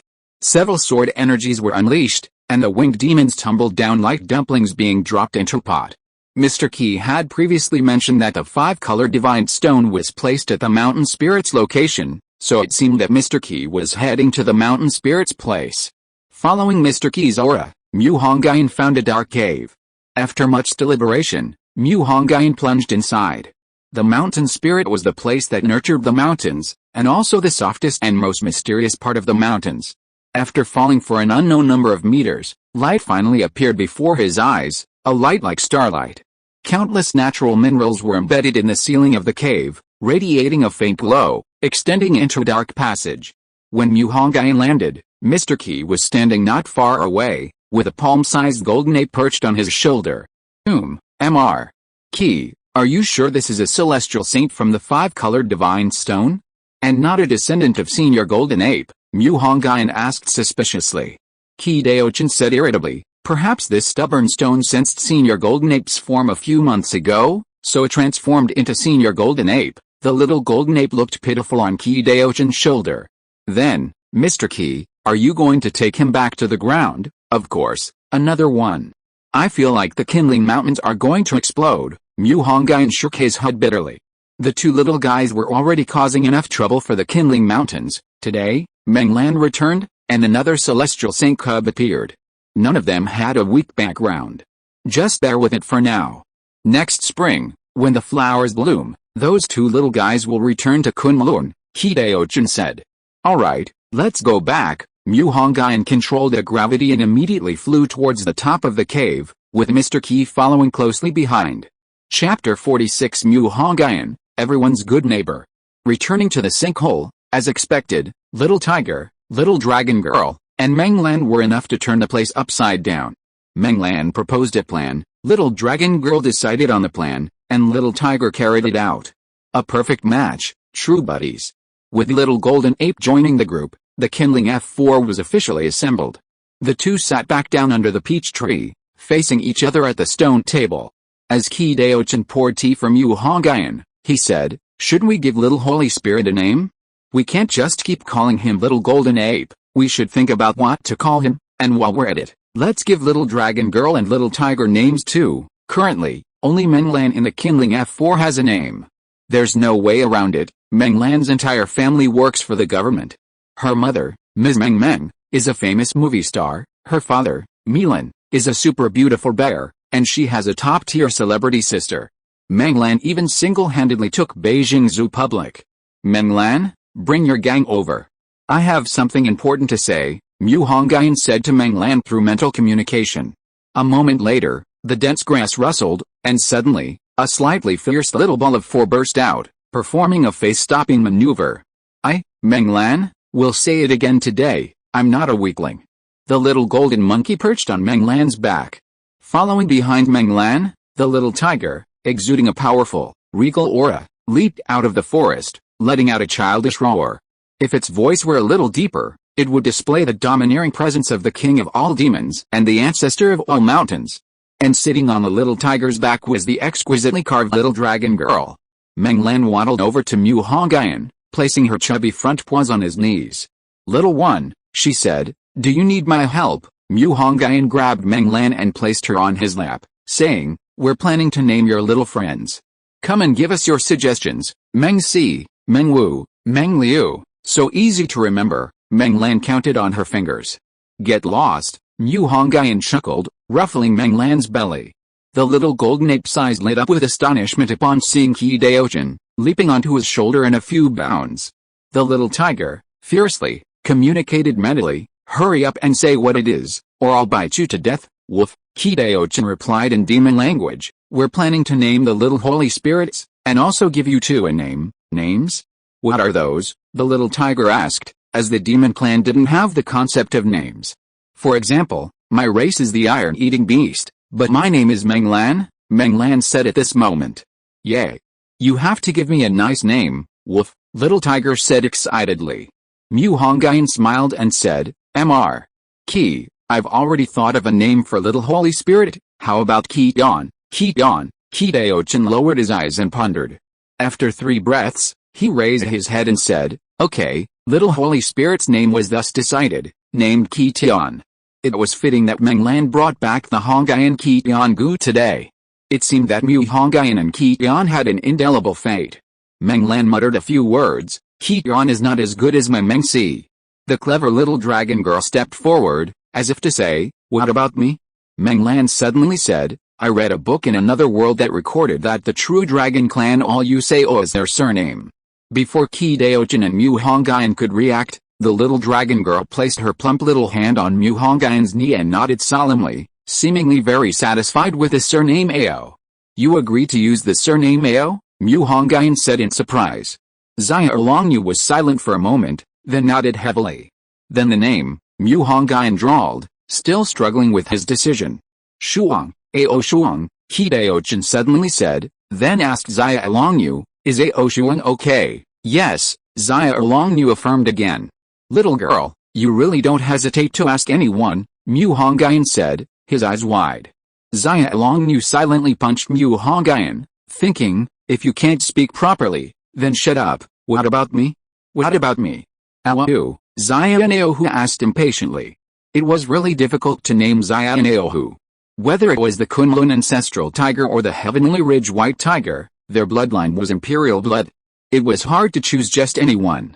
In my opinion, Zia and Aohu should just have the surname D, the D of emperors, Mu Hongyun said.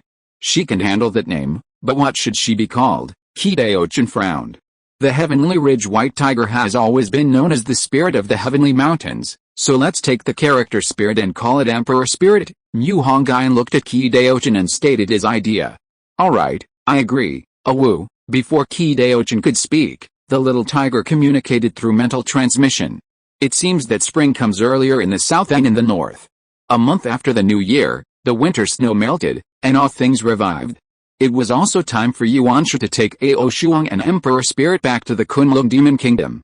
After these days of investigation, Mu Hongyun discovered that this yellow phoenix seemed to have some feelings for the phoenix, but they hadn't spent enough time together, and the Feather Emperor was still considering how to rule all the Feather Clan, having no interest in matters of love. Qi-Daochin, on the other hand, told Yuanshu about a way to resolve the bloodline shackles between Ao Shuang and Emperor Spirit. After returning to Kunlun, he would have the two reside in the Dragon Vein Spirit Land, and over time, the problem would be solved. The phoenix nodded its head, glancing one last time at the pheasant.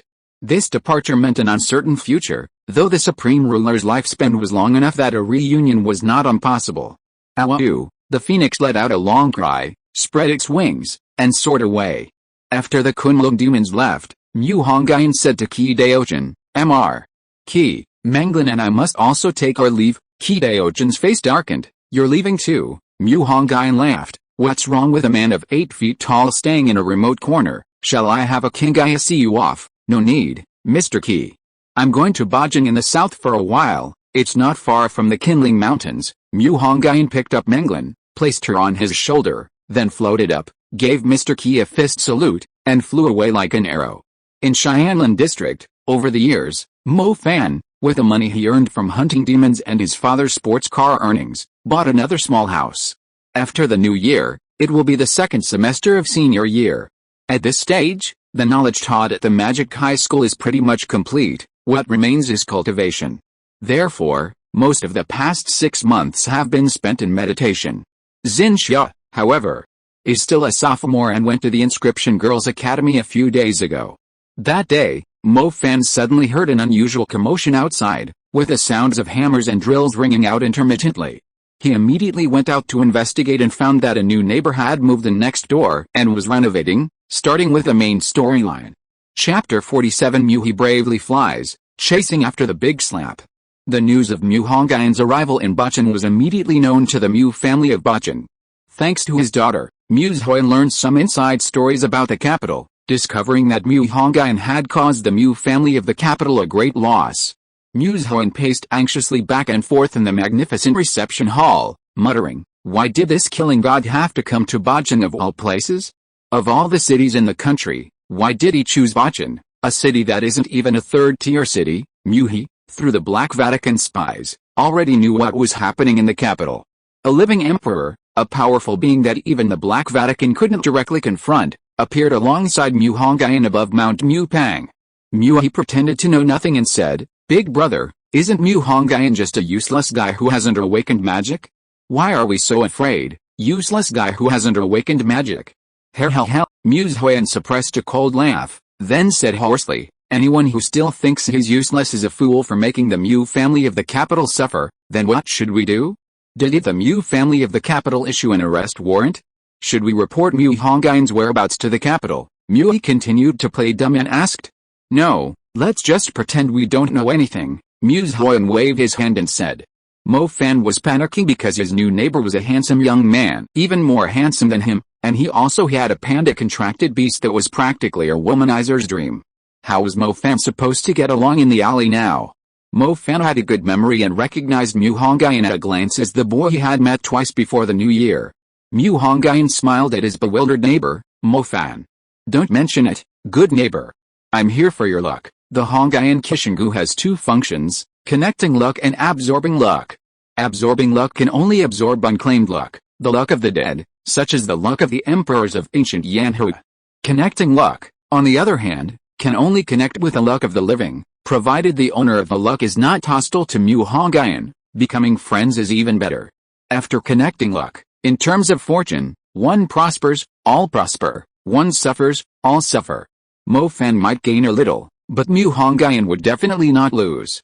At least in this era, Mo Fan has always been the chosen one. Thank you all for your help. Tonight, it's my treat. How about Xiangxiang restaurant? Mu Hongyun said to Mo Fan and Zhang Xiaohao, who had come to help. Really? Brother Mu, Xiangxiang restaurant isn't cheap, Zhang Xiaohao said excitedly. Does your brother Mu look like a poor person? Mu Hongyun said, hands on his hips. Mo Fan scratched his head and said, no need, Lao Mu, let's just find a barbecue restaurant and eat something casual. No need to go to Xiangxiang restaurant, it's okay, listen to me, we'll go to Xiangxiang restaurant tonight, and then go to the barbecue restaurant later, Mu Hongyun said with a wave of his hand.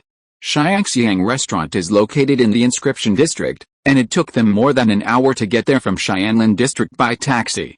The poem behind the red gates, meat and wine go to waste, while on the road, frozen corpses lie by the poet's saint applies to any world. Xiangxiang restaurant is filled with all kinds of luxury cars, and those coming and going are all high-ranking officials and nobles in suits and ties. However, these people are not the most elite guests at Xiangxiang restaurant.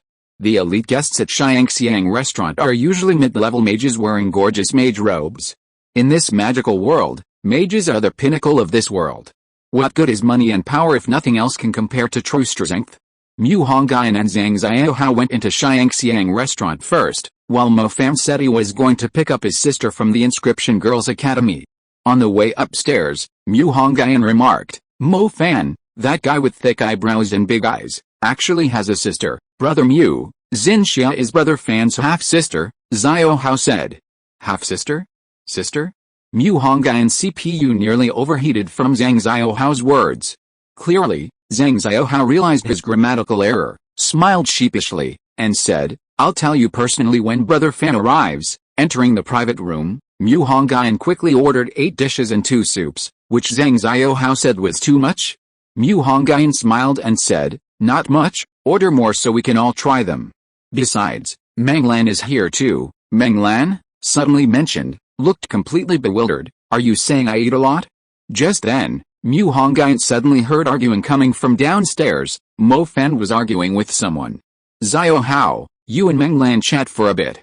I'll go downstairs and see why Mo Fan hasn't arrived yet. Zhang Xiaohao looked blank. I'll chat with Meng Lan first. Mu Hongyun strolled downstairs and soon heard several familiar voices.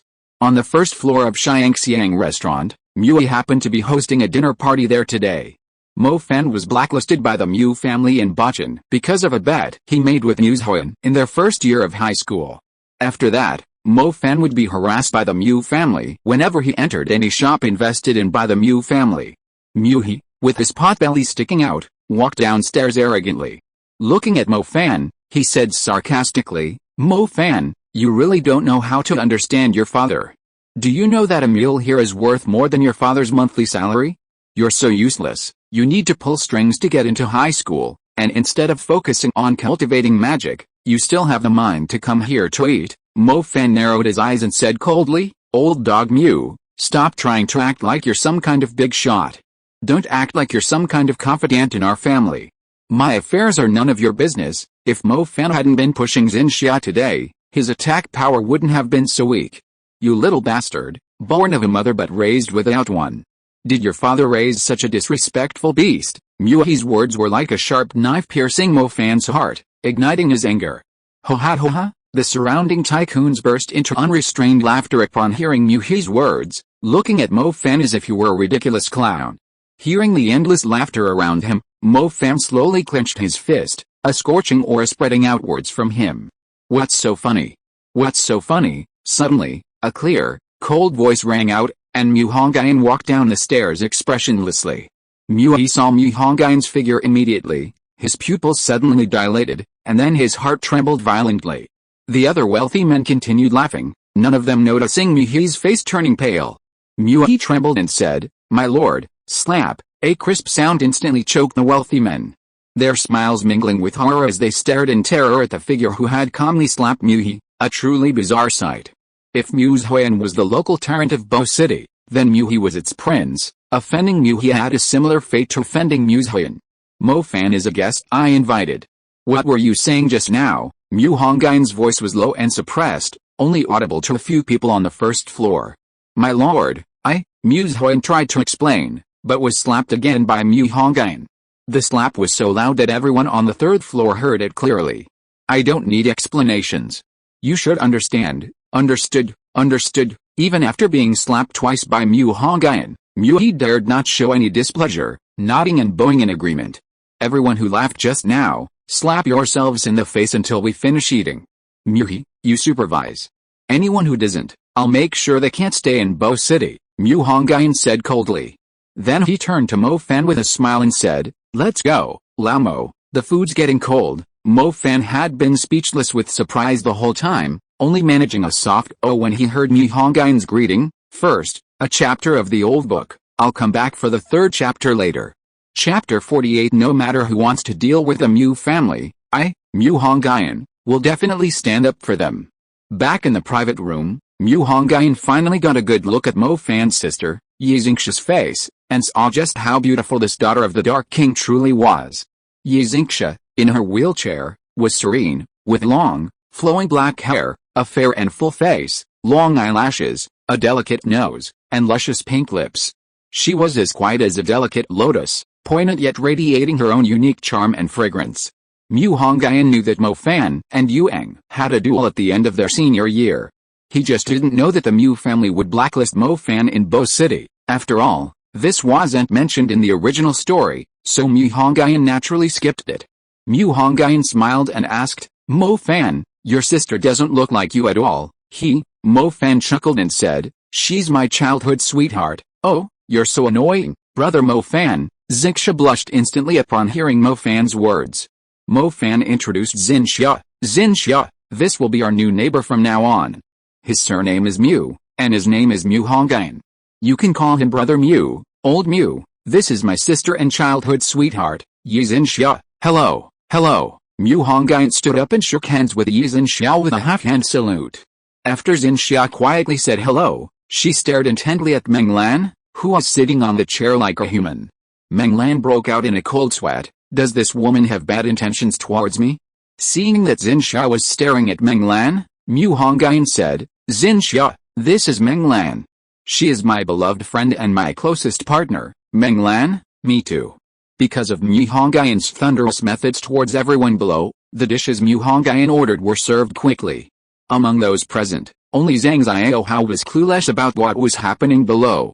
"Hey, by the way, Mo Fan, what kind of conflict did you have with the Mu family?" Mu Hongyun asked, pretending to be puzzled. Mo Fan took a sip of water and swallowed the food in his mouth, saying, "It's a long story. Anyway, the Mu family has always been at odds with our family. Back in my first year of high school, they tried to recruit me as their retainer. What a pipe dream. I gave them a good scolding, and that led to the 3-year agreement, which is this May, when I'll fight Mu Leo Gao's adopted son, Yuang. So, you have a grudge against the Mu family," Mu Hongyun said with a half-smile. "Of course. Brother Mu, you don't know, my brother Fan scolded Mu Huan so badly his face turned green, he was completely humiliated," Zhang Xiaohao said with a grin.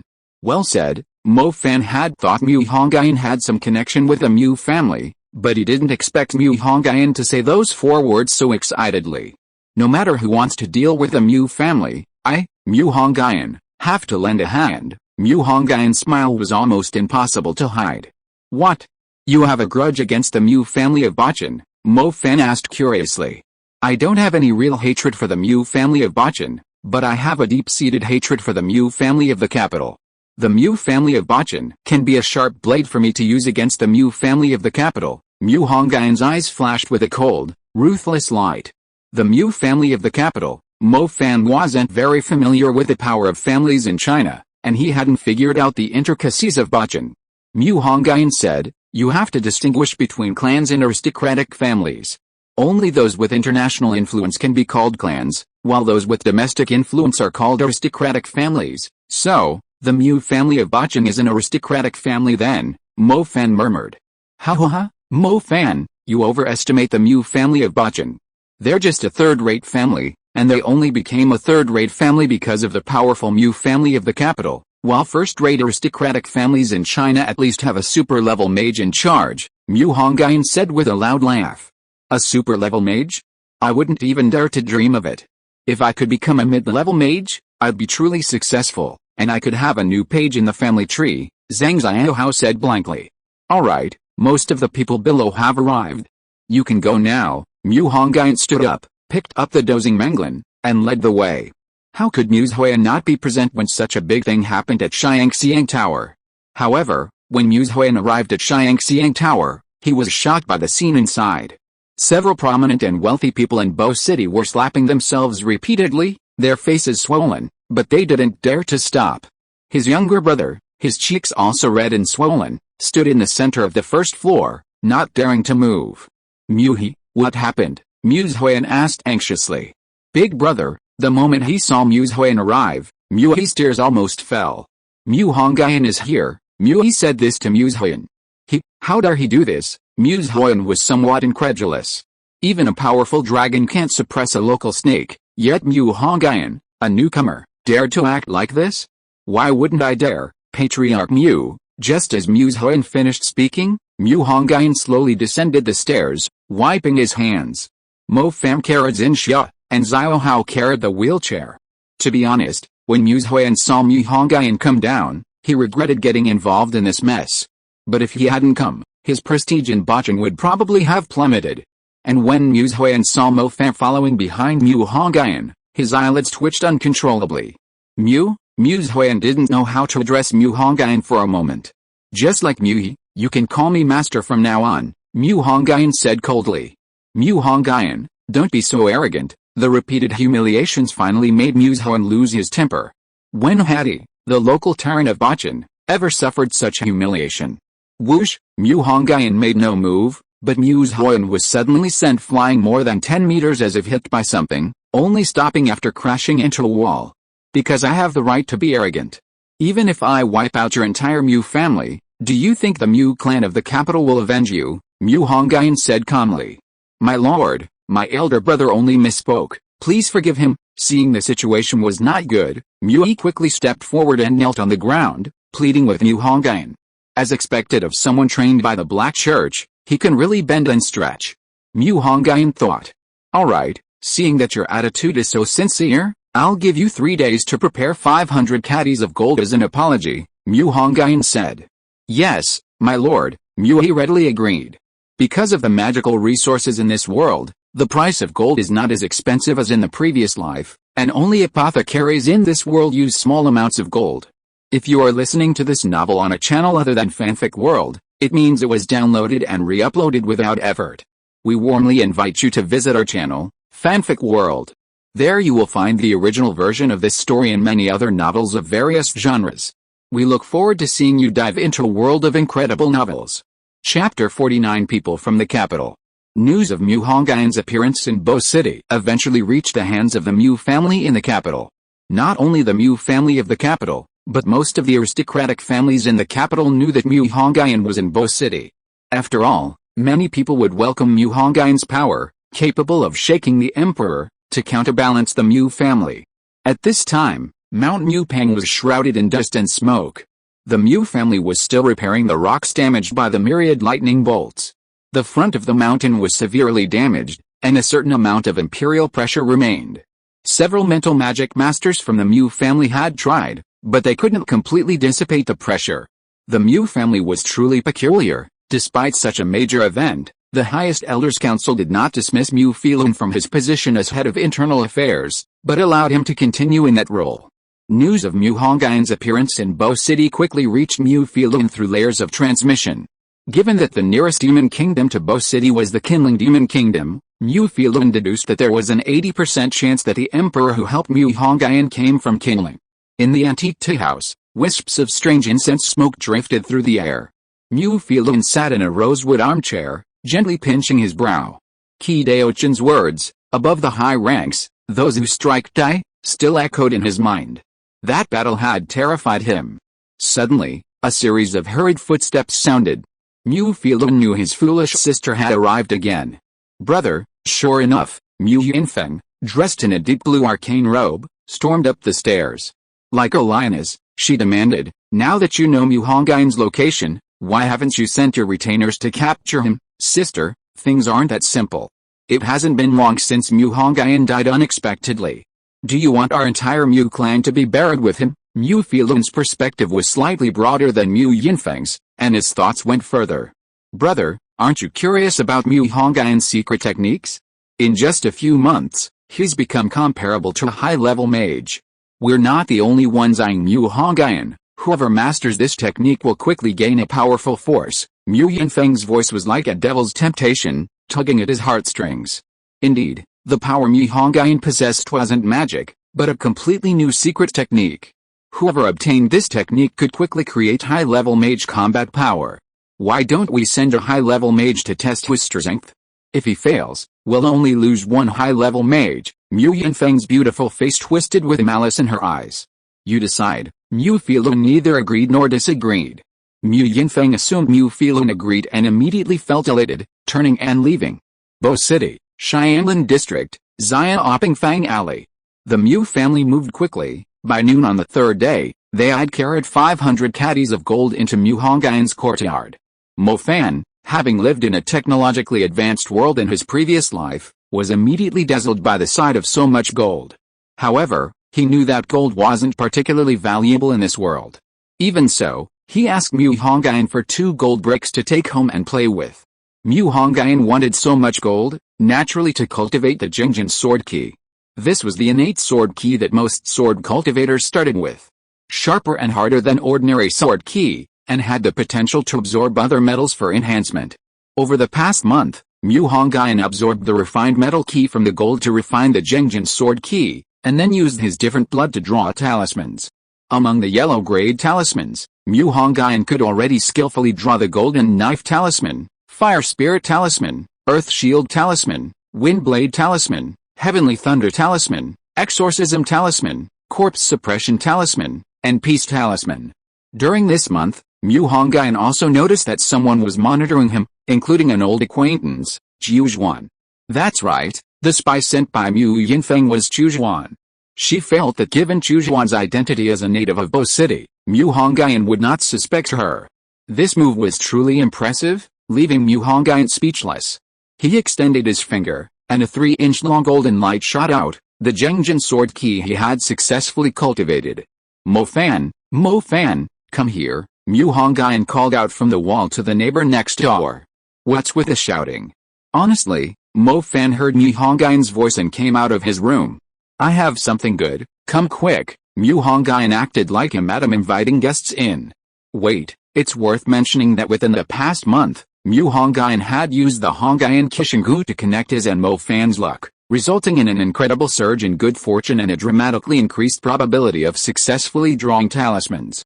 "What's the matter that made me come here personally?" Mu Hongyun took out a talisman and said, "Guess what this is?" Mo Fan glanced at it casually and said, "Isn't it just yellow talisman paper? They sell it everywhere in the temples on the mountain, 10 yuan a piece, buy 10 and get 2 free. You fucking open your dog eyes and take a closer look." Mu Hongyun reached out and activated the fire talisman in his hand. A ball of blazing flame instantly appeared in Mu Hongyun's hand, and he could shape it into various forms with his mind. "Holy crap," Mo Fan cursed directly. You this. Mo Fan was so terrified that he could hardly speak. "Stunned, aren't you? This is a talisman magic tool created with my exclusive secret technique. It doesn't require any magic energy, only a command to activate it. It's like having an extra kind of magic," Mu Hongyun said with a big laugh. "Holy crap, really? Isn't this exactly the same as the talismans in the hands of cultivators?" Mo Fan said directly. Not bad. I made it based on the inspiration of spirit talismans. You think it's unreasonable for me to sell such a useful talisman for 1,000,000 each?" Mu Hongyun said with a grin.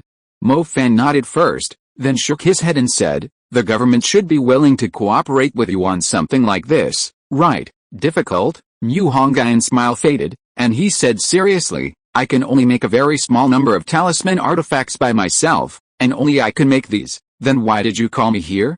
"Just to show off your amazing invention." Mo Fan picked his nose and asked. Mu Hongyun smiled and shook his head, saying, "Of course not. Didn't you have a magic duel with Mu's Huan's son in May? Old dog Mu will definitely give his son some magical artifacts, and you'll use the talisman artifacts I gave you to fight, helping me spread the word about talisman artifacts. This way, you can also hide your secret of being born with dual magical abilities." Mo Fan's eyes widened again, saying, "Holy crap, how did you figure that out?" Mu Hongyun pointed to his eyes and said, "My cultivation system is different from yours magicians.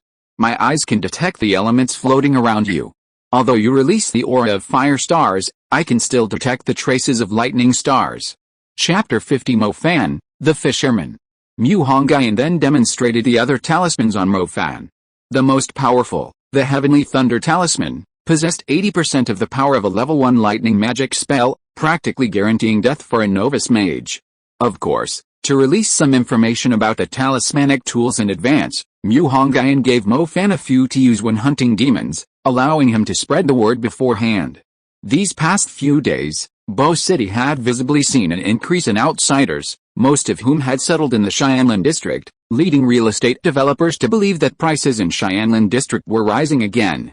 In the middle of the night, Jiu Zhan, living in an old building in the Meng Lan district, suddenly felt a sharp pain in her heart. Then, Mu Hongyun's voice appeared in her mind, "Come to the old house immediately, don't let anyone else find out." Jiu Zhan groggily got up, clutching her chest, only then realizing that the voice wasn't a dream. This man wanted her to come to his house in the middle of the night. Could he be after her body? It's no wonder Jiu Zhan didn't think that way. She'd been back for over half a month, and had bumped into Mu Hongyun a few times on the street, but he'd never given her a second glance. Jiu Zhan changed into slightly more conservative clothes and flat shoes, glanced at her sleeping parents, and then leaped out of the window, carried by a light, ethereal breeze. The inscription district was far from the Xianlin district, but fortunately, Jiu Zhan's wind magic was high level. She cast level 3 wind spells all the way, moving like a mysterious ghost. Half an hour after Mu Hongyun used the sword talisman to send his message, he sensed a light figure entering his home. Judging by the time, it must be Jiu Zhan. Mu Hongyun waved slightly, and the main hall door opened. Mu Hongyun sat in the head chair of the main hall, his gaze cold and thoughtful as he said, "Come here." Jiu Zhan was startled by the sudden opening of the door, and when she saw Mu Hongyun, her blood ran cold. She felt as if she were facing a powerful, city-destroying demon alone. Yes. Jiu Zhan shakily entered the main hall, and Mu Hongyun turned and the door closed automatically. In the darkness, only Mu Hongyun's eyes shone brightly. "Tell me, why did that idiot Mu Yinfeng send you here again?" Mu Hongyun almost laughed as he said this. "Mu Yinfeng took a liking to your secret technique, but she couldn't figure out your background, so she sent me, whose household registration is in Bachan, to gather information about you. At the same time, all the big and small families in the capital sent spies. The more representative families are the Lin family, the Guan family, and the Nan family. Zhan recounted all the information she knew with a nonchalant attitude. She couldn't run away, and she couldn't fight back. What could she do? It doesn't matter what family they are. I'm not even afraid of the Mu family, so why would I be afraid of those good-for-nothings? Mu Hongyun raised his hand to stop Zhan from continuing. So they coveted my skills, Mu Hongyun thought expressionlessly. What is your public identity now? Mu Hongyun suddenly asked. I'm a teacher at the Inscription Women's Academy, Zhan said, adjusting her glasses. Mu Hongyun's fingers tapped lightly on the table beside him, each tap seeming to knock on her door. After thinking for a while, Mu Hongyun said, alright, you can go back now. As for how to report to that old hag, figure it out yourself. Zhan stood up, feeling wronged. She had been frightened and sat on the ground when the door suddenly closed. She gave Mu Hongyun a resentful look. What a cold-blooded, heartless man. I know. Zhan opened the door, glanced back, and only after realizing that Mu Hongyun had no intention of killing her did she feel a breeze rising beneath her feet to help her climb over the wall and leave. Unbeknownst to Mu Hongyun, Zhan Kong was looking at the list in his hand with a headache. He had the list of all the spies sent by the aristocratic families of the capital. They were all at least high-level cultivators. These worlds probably thought that sending mid-level mages wouldn't be of much use. It wasn't that no family had sent a super-level mage. The Guan family, for example, sent a super-level mage named Guan Shanhei.